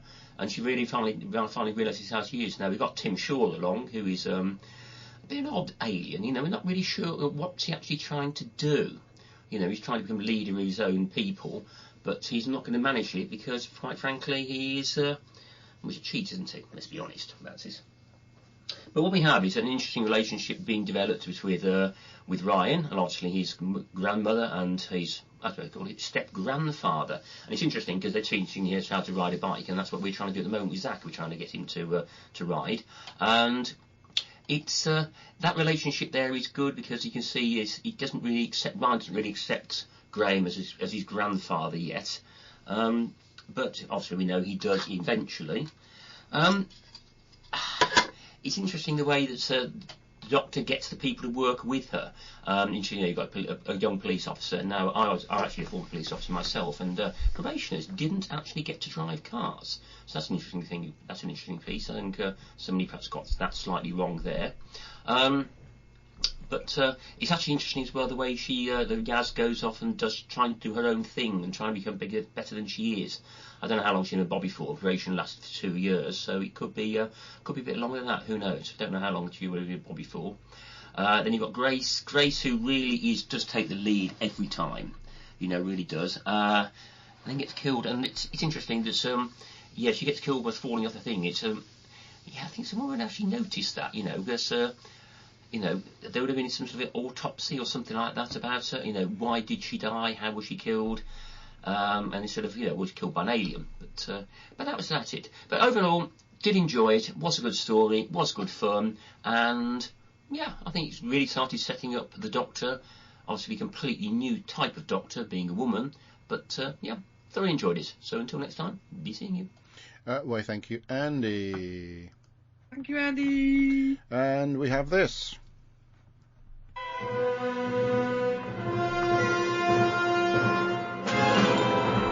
Hello, 20 Megabyte Podcast, this is Ian Kirk. Hello, Ian. Yay. Twice Upon a Time by Stephen Moffat. Farewell then, Peter Capaldi. The first Doctor's character and prejudices are grandfathered in. The first Doctor calls the TARDIS his ship. Ship happens. Though returning, but not really, reminds me of Rose as the moment. An outfit called Testimony makes a backup of characters as they die, so actors can come back. River Song got 2 backups then. One this way and one in the library computer. Ah, there you go. Perhaps she can annoy herself. The Christmas ceasefire actually happened, but the higher-ups made sure it never happened again. The baton has been handed to Jodie Foster. Whittaker. Lots of planets have a north. Next time, it's Chibnall. The Woman Who Fell to Earth by Chris Chibnall. Eat My Salad, Halloween. Good for a first story. 3 companions is one too many. We are introduced, then one dies, but will return as a ghost. Sheffield is famous for cutlery, and the Doctor makes a Sonic out of cutlery. The 7th Doctor used to play the spoons. Ah. The 4th Doctor was killed falling from a great height. The 13th survives one, but Simshard does not. Right. I'm not dead. He says he's not dead. The Red Nose Day was on Friday, but there was no Doctor Who representation. True. Unless you count Joanna Lumley, who played the Doctor in Curse of Fatal Death, Yeah. a spoof by Stephen Moffat. Did you know there's a new series on April the 12th? Yep. Bye for now. Well done, Ed. He's back, everyone. We missed him last time. Yay. No. Okay, right. I'm going to gloss quickly over the Moffat era, which I remember when we were leading into it. Most of us were leading into it with a degree of trepidation, but it turns out most of it was actually okay. At least we could say quite good. I don't think there was many I actually said, oh, that was absolutely awful. I think I actually, to be honest, quite enjoyed all of the Smith and Capaldi eras, and yeah, so apologies, Moffat. I know you weren't perfect, but you weren't as bad as I thought you were going to be. What did you think then, Debbie? About the whole era. The whole era, which we were slamming before we actually got to watch it. Well, unfortunately, the golden age of Doctor Who. I was so excited for Moffat because of the amazing one-off stories he was doing, Russell T Davies's era. Because my favourite stories in his era, in Russell T Davies's era, were Moffat's, and it's like, and so we had this whole like, oh my goodness, wow, he's going to do an amazing thing, but he just doesn't like loose ends, and I find that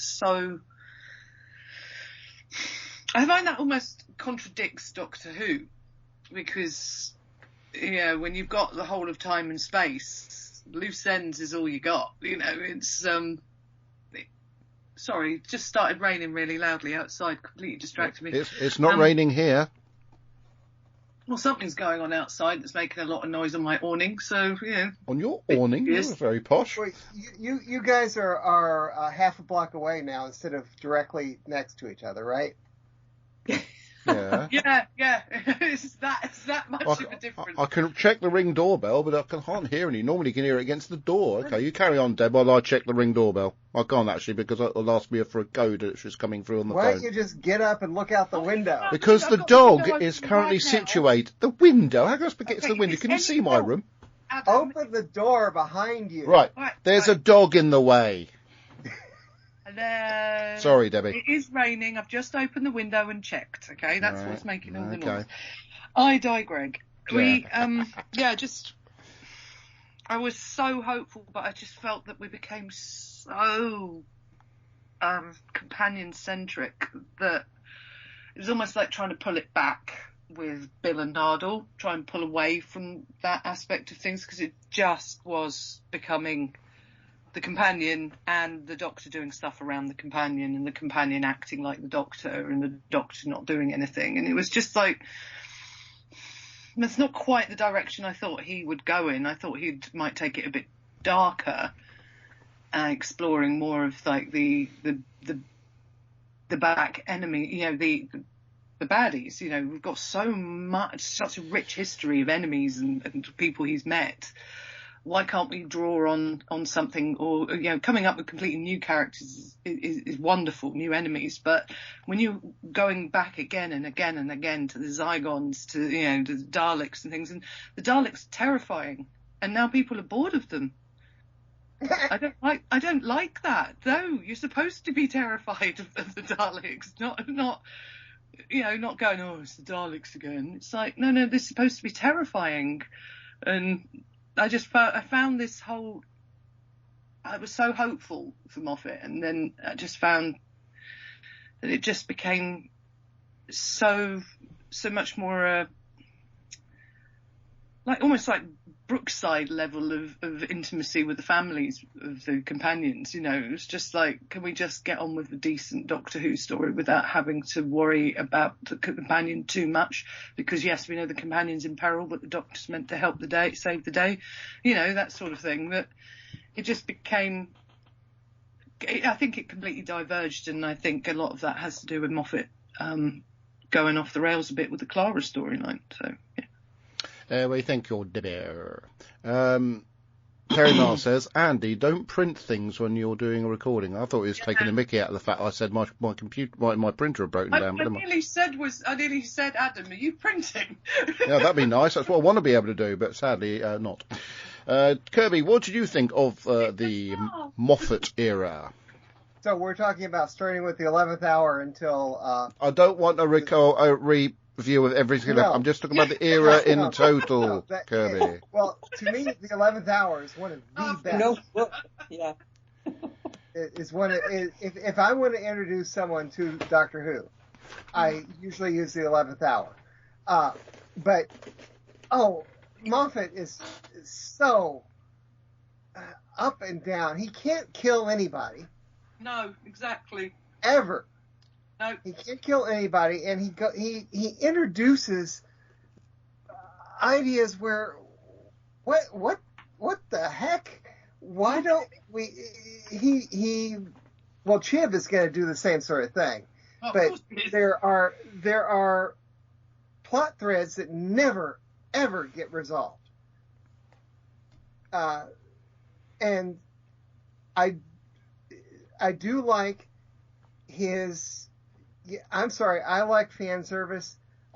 Since I'm been a fan of Doctor Who since whenever that was, 1981, something like that.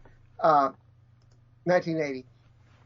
Fourth Doctor. I love his bringing in lore that is just meant for us.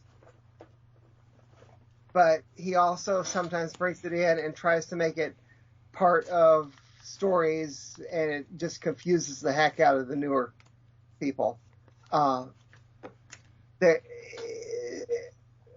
Overall, I like his era. I'm better with Clara than I was the first time through, because when we redid it, I liked her better. And it's a fun time. I look upon that era fondly. Not as good as first RTD. First RTD was to me some of the best Doctor Who there's ever been. Mm-hmm.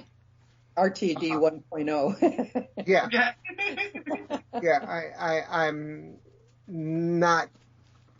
I like Ncuti, but RTD can't do it the way he used to. So yeah, that's it. There's some great, there's some terrible, but he did keep things. Oh, Day of the Doctor. Oh my goodness. Mm-hmm. The 50th anniversary story was one of the best things ever in Doctor Who. So. And at the same time, Kirby, we got the Five-ish Doctor reboot. Oh, what? I said I think the Five-ish Doctors was better. I just said that. Hey, me and you, Mary. But we're in sync. That's not official. That's the Five-ish Doctors is not canon. I'm talking about Doctor Who, not silly. Yes, the Five-ish Doctors was Fab. To me was the better 50th anniversary special. Which fortunately I also saw that on the 50th anniversary with the crowd, which was fantastic. Okay. Well, I love it when you get to watch it with a bunch of people, yeah. Right then, Mary. So, what were your conclusions? From when we were about to go into the Moffat era, and now we're at the end of it. What were your conclusions? Were they better or worse than you remembered it? Well, I think he started strong with Matt Smith, and I think a lot of the Matt Smith stories are really good. I like his early companions. I liked Amy and Rory, and I really liked River Song. None of them were intimately involved with the Doctor. Well, River Song was. I take back. River Song was, but it wasn't something that I was embarrassed about, if you know what I mean. Yeah. But as he got more and more into these overarching themes that tangled, the stories up so much that there was no way to resolve some of the issues, that they were building up to. They just sent Clara off into space, didn't they? Yeah, the big ideas just kind of had to be dropped because there was no resolution to them, and that was kind of frustrating. And we get into the Capaldi time, and Capaldi turned out to be stronger on re-looking at the stories, except let me back up. Before we get to Capaldi, once he got Clara involved, yes, the 11th Doctor, then everything for me started to kind of go off the rails, because that's when, the Doctor was intimately involved with Clara, and so much, was around and about her. I think Moffat must have been secretly in love with the actress, so that he continued her over into Capaldi's era. It did feel like that. It really did feel like I felt like I was missing out on why everyone was so into Clara as a companion the whole time. Exactly. Yeah. So thank goodness with the older Doctor, she was not intimately involved, but you could tell it was tearing her up. But then his having her take over and being the Doctor for this weak and fumbling and, incoherent, older man, I found very disturbing. I did not like that whole, overarching theme there. But once we got rid of Clara and moved on to Bill, that was a much better companion match, better stories and all that. So yeah, a lot of up, a lot of down. I think there were strong times and convoluted times. There were embarrassing times. But overall, I wouldn't throw him out. I sort of liked Moffat's era generally, yeah. Yeah, that's what I asked me. So we're a bit even on that one, aren't we? Me and you sort of quite liked it. Kirby and Debbie absolutely detested it with a passion. No, yeah. Oh, by the way, Master. No, I agree totally with Mary on this one. Absolutely, hey? It was just. I was so hopeful because obviously he did. Blink and all the really creepy good Doctor Who's that seemed to understand Doctor Who, and then he took it off in such an odd direction. All right then, well thank you everybody. I think Master, one thing that I am doing here, thank you for actually coming up with, okay, what about the era? I am adding to the spreadsheet the showrunners / producers. Yeah. Or to put in eras. Thank you will you. find that to be changed in the next day or so. Thank you. Well, I'm a better person for having heard that. Brilliant. Oh, Mary. Oh, dearie me. So funny. Right, moving on to the next section of the show. Doctor Who news. Right, we've got a bit of this to do, actually. I can't even remember if we mentioned that Freddie Fox was going to be in Doctor Who in the new series. And Freddie Fox is a member of the most prolific acting family in Britain, I think. He's his brother of Amelia Fox, I believe, who is has been in Silent Witness for God knows how long. I think she has actually been in no Doctor idea who you're talking about. Well, if you let me explain it, oh my God. Freddie Fox, he's going to be in Doctor Who, as I say. Google the Fox acting family. There's so many of them you wouldn't believe. But yeah, he's somebody apparently that Russell T Davies worked with in a series called Banana and so. But Cucumber or something. I don't know. Quite a few years ago. But he's been in things like The Gentleman, The Crown, The Great Slow Horses, and he was Sir Gawain Hightower in House of Dragon. Some sort of franchise of some variety. Anyway, so yeah, he's going to be in Doctor Who. Another thing, I'm glad we actually get around to talk about it, because Simon Fisher Becker is one of those people, or was, one of those people that if you met him, he was your friend, and he was quite happy to have fans as friends on Facebook. He would talk to them. Such a absolutely genuine, lovely bloke. And it was an honour for us to have him at FantasyCon too. I think, Deb, I mean, you must agree it was he was a lovely chap to meet, and his husband, and I think Roy is particularly upset because obviously he stayed with Roy for the event. Yeah, very, very sad loss for us personally. Definitely. Oh, you're there. Yeah? Yep. Oh, sorry. Okay. Yeah, so he's, if anyone doesn't know, he played Dorian Moldovar in Doctor Who. He's also in Harry Potter and the Philosopher's Stone, or what's it called in America? Stone of Secrets or something? I don't know what it's called. They call it the Sorcerer's Stone. Oh, the Sorcerer's Stone. Sorcerer's Stone. Ah, right. Yeah, a lovely, lovely chap, very generous with his time, and yes, nice man. And obviously our thoughts go out to his husband and anybody who was his friend, because we're personally quite affected by it, because we felt like we knew him. I mean, I only spoke to him a few months ago about my Dalek. I've got myself a Dalek, and I took pictures of it, sent it to him, and he was sort of complimenting me on the Dalek that's currently in my shed. Anyway, moving on. Things are not always what they seem. A biography of Malcolm Hulke is a book, and you know it's going to be about, because I've just said. Yes. Slow Horses star Cadif Kirwan joins Doctor Who. He's again, he was in stuff that Russell T Davies has done before. And yes, I presume we'll find out very soon, because the new series is only a few weeks away. The new season episode titles have been revealed. It's not a spoiler, because they're out there.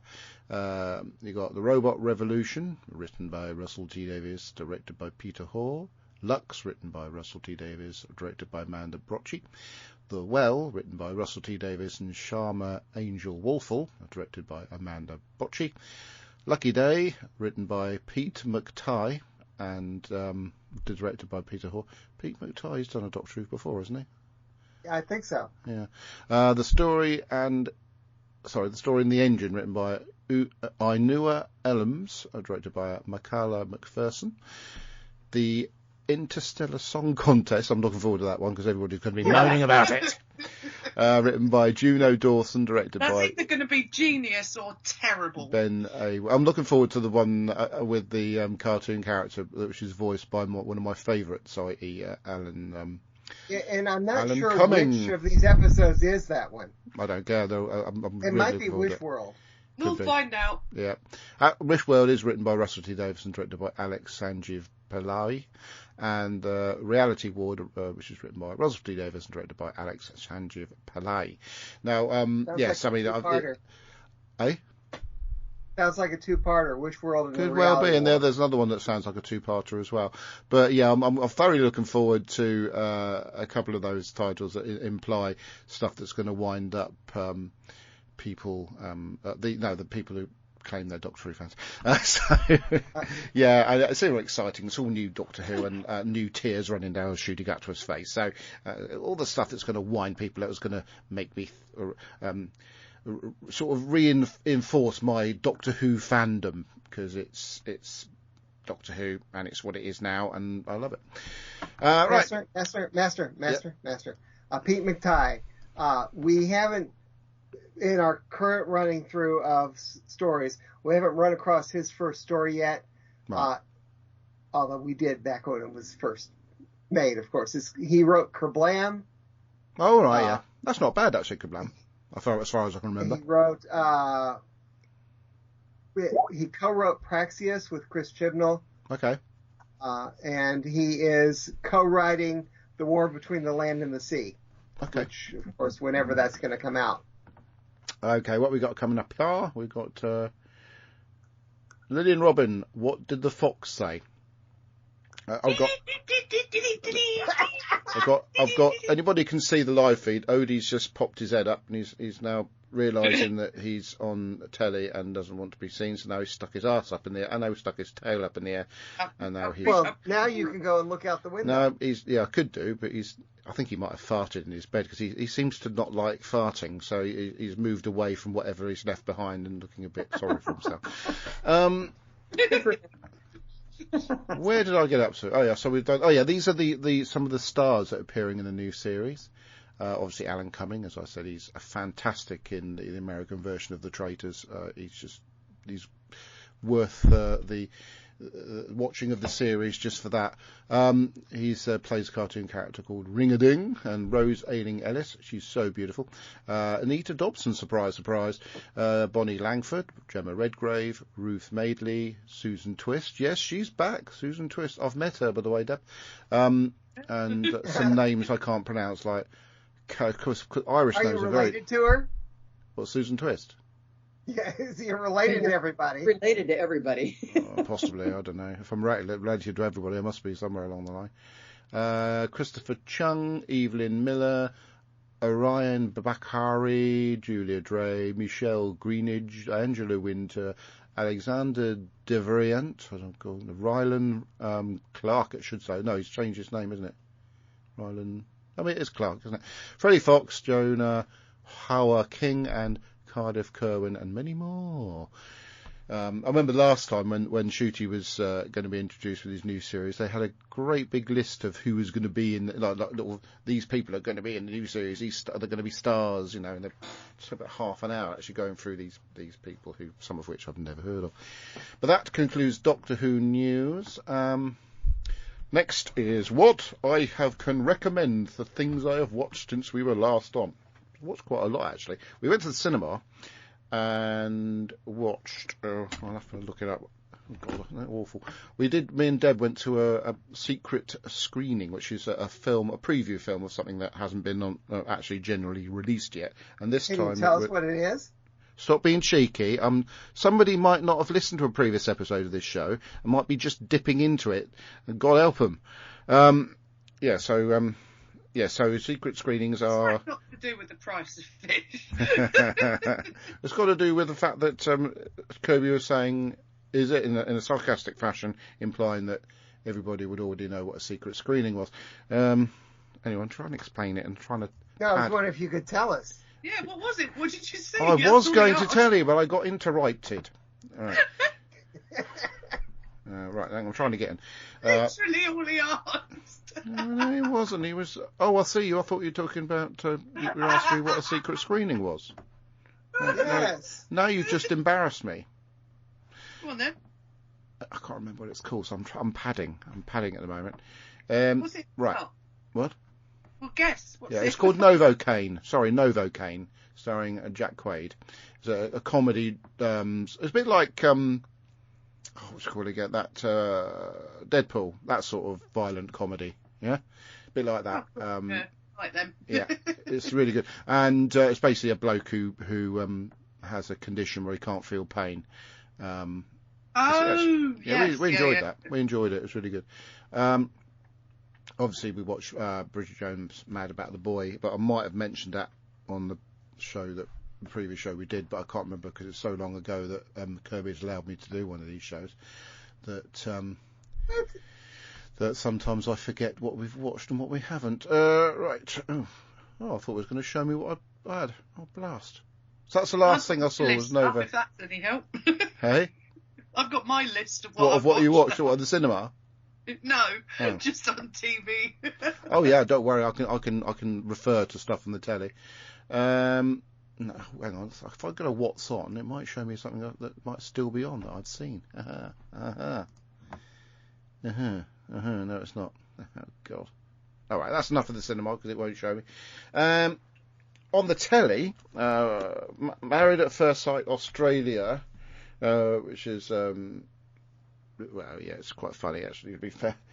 So we've been watching that. It's only been on for 2 weeks. There's been quite a lot of that. I do not watch Britain's Got Talent because it's so fixed that it makes it boring. Gladiator Series 2, which is always good fun. Landscape Artist of the Year, and I actually met somebody that was on it from Cows a few weeks ago. There was a woman in the background. I thought, I recognise that woman. She comes in the shop. I had a conversation with her about it. She was one of the on the Landscape Artist of the Year show. They have these things called wild cards. So they pick their people that are going to be the main painters in the pods, and they have 50 people that paint near the pods, and they pick one of them from each show, and eventually they choose one from all those shows to be in the semi-final. So this woman she wasn't chosen as a winning wild card, but she was on the show and in the background, which was quite cool. She was telling me about all the behind-the-scenes stuff that we don't get to see. I've been watching the Real CSI series on the BBC about forensics and whatnot. Very, very good. They've repeated Pompeii: The New Dig, which is a fascinating programme about archaeology. I'm glad they brought that back on. I love watching that. Death in Paradise. We watched the first 3 episodes and paused for a bit. It's still very, very good.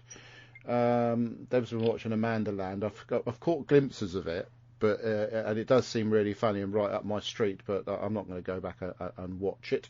But Deb does enjoy it. What else have we had? I've discovered by accident a series which I think was being repeated on BBC One, so I've gone back on the iPlayer to watch it. It's called The Detectorists, and it features Toby Jones as a metal detector person. Crook. Pardon? And Mackenzie Crook. Yeah, and that woman who was in Matt Smith's story, Diana Riggs. So it's Diana Riggs' daughter. Remember Diana Riggs' mother and daughter combo? Rachel Sterling. Pardon? Rachel Sterling. That's it. She's in it as well. And there's a cameo from Diana Rigg in one of the episodes. I tell you what, it's one of the funniest sitcoms I've seen. I can't believe it was on like 7 or 8 years ago. I can't believe I didn't see it at the time. First time round, oh my God, it's so good. It really is. And me and Deb have been thoroughly enjoying that. We just picked up on a new series. On Netflix. Was it on Netflix or was it? That's on Prime. There's a new series where they lock a load of comedians in a room where they're not allowed to laugh, and if they do, they get kicked out of the program. And there's so many stuff I could recommend. But one thing we've watched most recently, it's quite heartwarming actually, it's called School Swap UK to the USA. So they've selected a group of American children from what's that? That's Bible Belt state. What's it called again? Arkansas. That's it. So a group of children from Kansas. Yeah, a group of children. Arkansas. What about Arkansas? Can I get a word in? For goodness sake. They've just selected a group of children from a school in Arkansas, probably about 8 of them, Adam, and a group of children from a school in London, and they've swapped them. So I bet the Americans didn't know what hit them. They're all lovely people, to be fair, at both ends, and the children are just inspiring, which is lovely. So they're obviously a couple of the black children that have gone to Arkansas. They really are like a fish out of water because it's so rural and laid back, and of course got the guns and stuff like that. I've only showed one episode. Where did they go? in Where did they Arkansas. go? Oh, I can't remember the. Hang on, I'll see if it just says. You know, I went to high school, part of junior high, all of high school, and part of college in Arkansas. Yeah. So.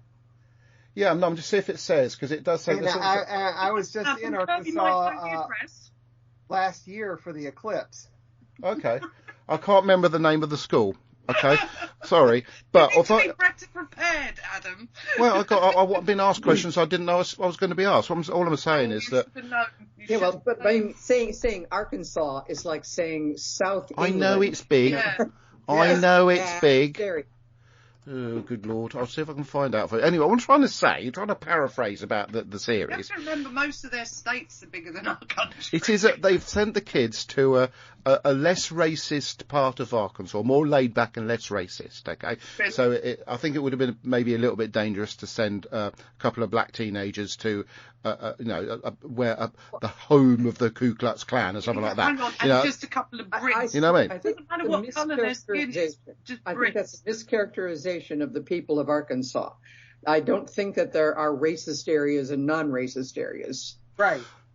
Yeah, maybe so. But that's what they were sort of saying in the series. But it's just the intensity of it, I suppose. Sounds like they missed the point. No, they've only shown episode 1. All I'm trying to explain is what the. What is this called? It's called School Swap UK to USA. What I'm saying is that so they've put they've taken the children out of their families and deposited them in opposing families in London and whatever this part of Arkansas is, which I know it's a huge place, but anyway, so beautiful. So they've got lakes and whatnot. It's really beautiful. Anyway, so there's a couple of black nippers who have gone into the school, and one's particularly tall, and he in Britain there were issues where he wanted to play basketball and couldn't for political reasons within the school, and he's gone into this school and they've put him straight in the basketball team, and he's really good. And But one look at him, did they go, yep, there you go? no, he's just their school's full of lovely kids, so they've sort of taken them under their wing. But yes, of course, there have been a couple of incidences where there's been the N-word and stuff like that, and the kids are trying to sort of bat it away, but they've got like a teacher that has gone with them to sort of look after them, and he's mixed race, and he sort of kicked off about it to the head teacher of the school, and they were apologetic, blah blah blah. The kids are sort of batting it off and trying to get on with their experience. And meanwhile in London there's a mixed race girl who's come over and absolutely loves how she's able to be herself. She suddenly, because obviously she has to be a bit careful what she says in her hometown, but she's gone into London where it's so diverse in regards to the ethnicity of the school and that she can suddenly be herself, and she's phoned her mum up and said, I want to stay here, sort of thing, So it's like I say, it's only episode 1, but it's very heartwarming. It's quite inspiring. We'll have a couple of months of school dinners, see how she does. I know. Well, Okay, Master. Yes. Master. Okay, they went to Mena, Arkansas. That's it. Which is in the western edge of Arkansas, close to the Oklahoma State border. Yeah. So it is kind of rural. Yeah, I said it was rural. Well, still, you were trying to lump all of Arkansas.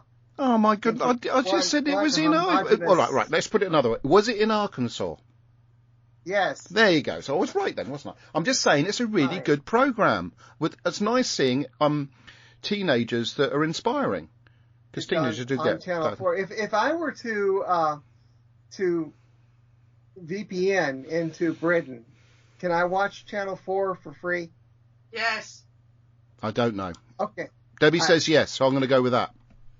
I will see what I can do, and I assume that it's available on their stream somehow. Yeah, but there's 3 episodes in the series. They've only showed episode 1. The next episode's out on Tuesday, and it's really really nice. Nice. Yes, there's people say nasty things, don't they? But on the whole, people are really nice on it, and it's beautiful to see the scenery in that area of America as well. It's a lovely countryside, and and stuff. Anyway, so that's part of what I've been watching, and there's been some really good stuff. The thing I'm most happy about is Detectorists. It's absolutely fabulous. Debbie, have you been watching anything?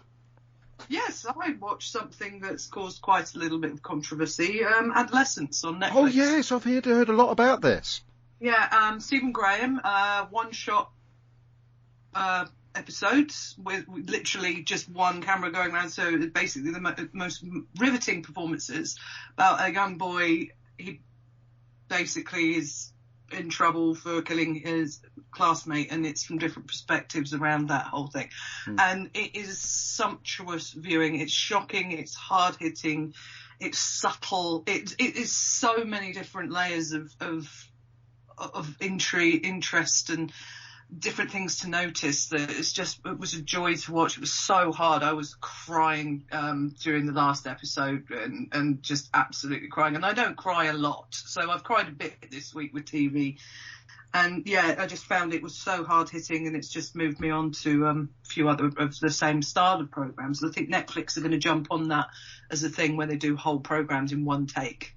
Yeah. And you can see the behind the scenes stuff as well. And Stephen Graham was talking about that on I think it might have been the One Show or something like that, about the way they shot it. Yeah, and how the second episode where they're in a school and they use the entire school free flowing with this camera following around. You've got all these extras, and you're just like, how the blimmin' hell did they get all that done? You know, it was just so well. On TikTok, on TikTok they showed a big marquee with all the extras in it. So there's an awful lot of extras.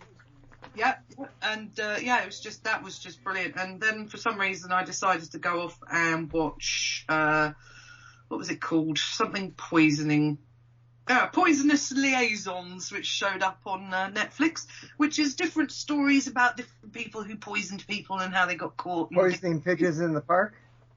Well, yeah, amongst other things.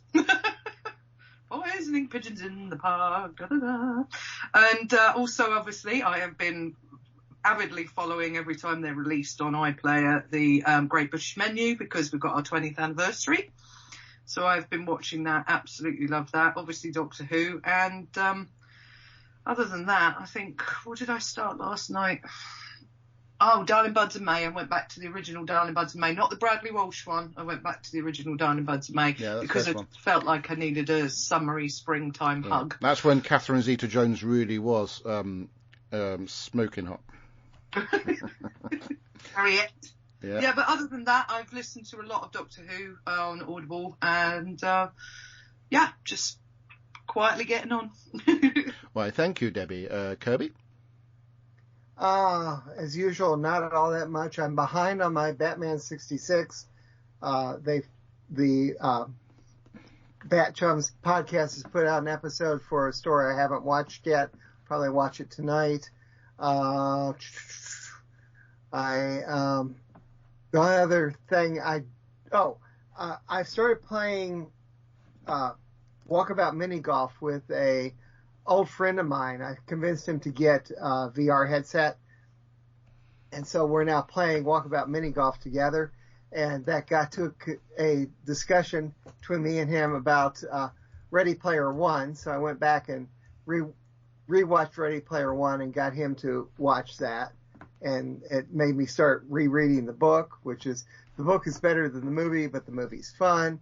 And just yesterday, I found a week ago, I found a really good price online for a complete collection of the Adventures of Rocky and Bullwinkle and Friends, the complete series. Oh my God. Wow. So Tales and all that. Yeah, it's everything. Oh my God. and I started watching it last night, and it is still great.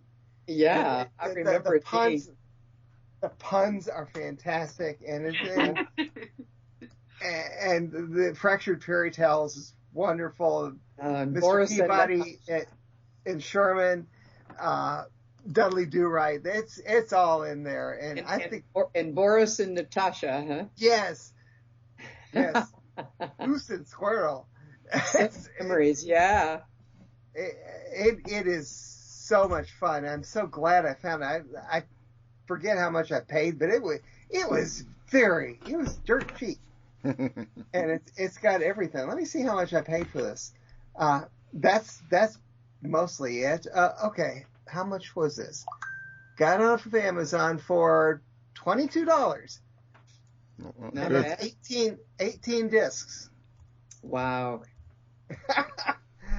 What fun. What a fun series. Oh yeah. I talk about you talking about that. It just reminded me. Obviously, people may or may not know that Isabella left home last Sunday and set up her own home in a beautiful little flat. And I may have mentioned it on Facebook. And Jim Drury sort of said, "Oh, I thought your daughter left home ages ago." Well, so yeah, that was Alicia. That she did leave home ages ago. Yeah.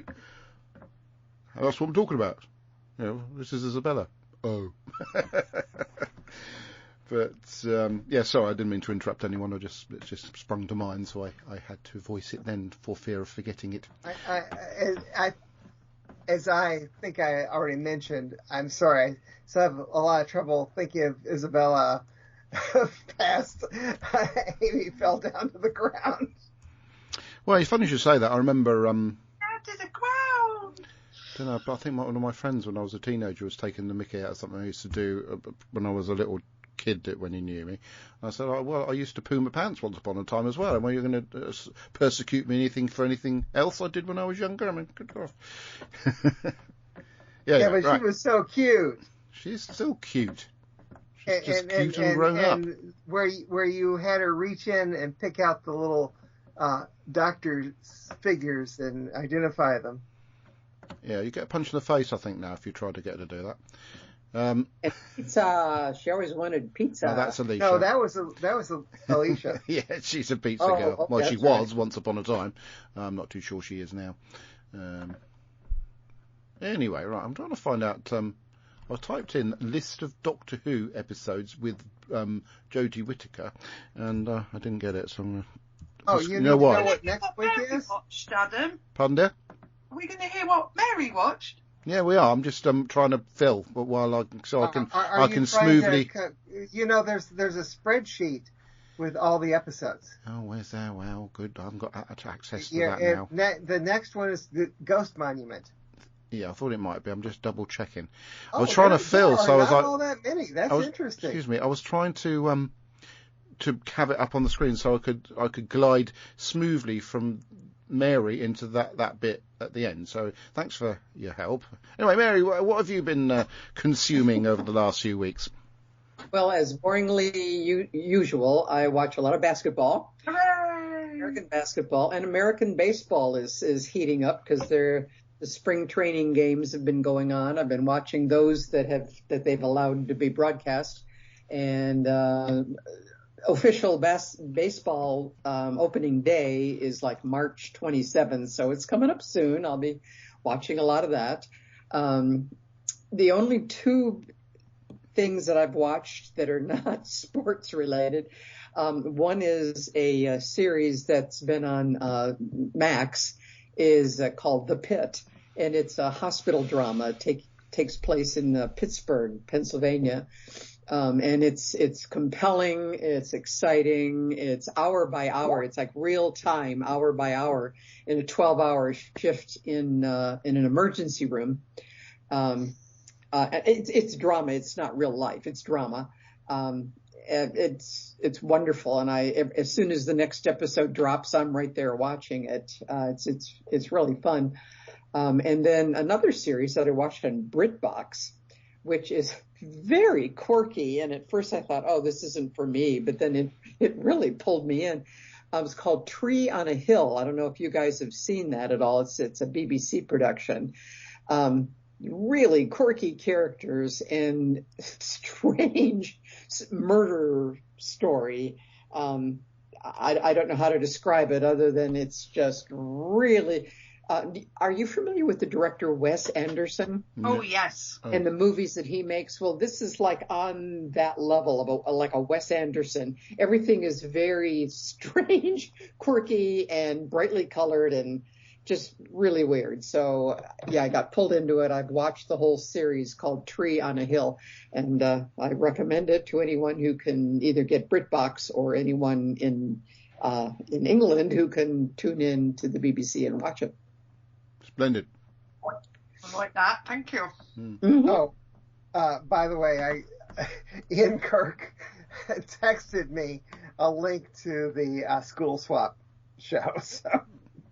Oh, that's going to be helpful to you. I hope you enjoy it, because it's like I say, it's there's a beautiful American teenager comes over to Britain. She's called it's got a funny name, very non-name one. I can't remember it now.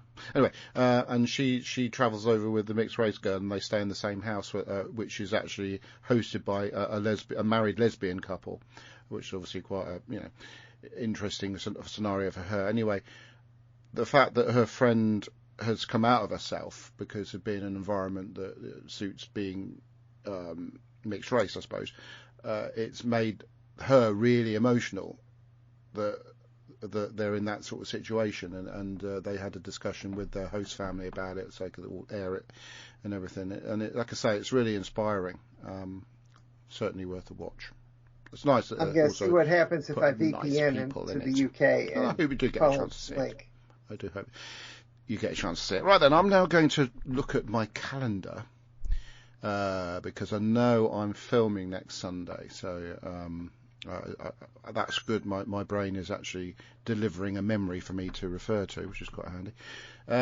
So I'm just seeing when the next available slot is, if Deb says yes. Not you, Deb. The Deb likes to think she's in charge. Oh, I forgot to say one thing that I watched.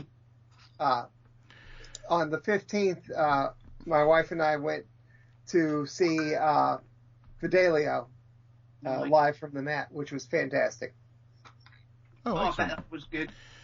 Well, I'll tell you, did watch an American program, Off the Cuff, because obviously everybody may have heard the legendary series called Saturday Night Live, which is a comedy sketch show. But Lady Gaga hosted an episode, I think it was last week, and that was on one of the British channels, and I really enjoyed watching SNL. That. Yeah, love that. Really enjoyed watching her. I haven't seen any others, but it's the only one I watched, and I really enjoyed watching Lady Gaga having fun with all these comedians and stuff. So yeah, I like watching Mad TV as well when that was around. I enjoyed that very much. Yeah. Right, so next time will be, unless anything gets in the way of it, of course, will be the 6th of April, because obviously can't do next week, like I said, because filming. I should be back in time. I'm going to the mainland for a day. Okay. I will not be joining you on the 6th. Sorry. Okay. Not good enough, but there you go. Ghost Monument. To see a movie, and it's not a silent movie. What is it this time? Sunset Boulevard. Oh, there you go. Yeah, it's the Ghost Monument, listeners. Classics, yeah. Yeah. To see that on a big screen, it's a classic. It's one of my favorite movies of all time. It's again at that. So I hope you guys forgive me for skipping. I wasn't planning to forgive you, but there you go. That's at the same theater that we normally go to see the silent movies. Excellent. Right then. So, until next time, thank you for watching, listening, taking part in the show. As ever, goodbye. Bye. Goodbye, Fancy Pants. Yeah, Crow.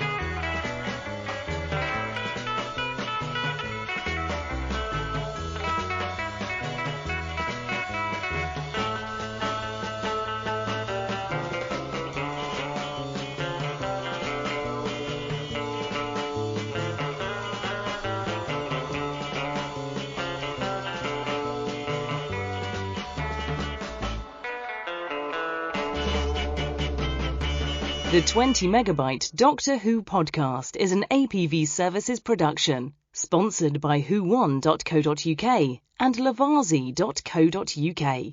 We are proud members of the Doctor Who Podcast Alliance. Doctor Who is a trademark of the BBC. No copyright infringement intended. The music on this podcast is covered by limited online music license from PRS for Music.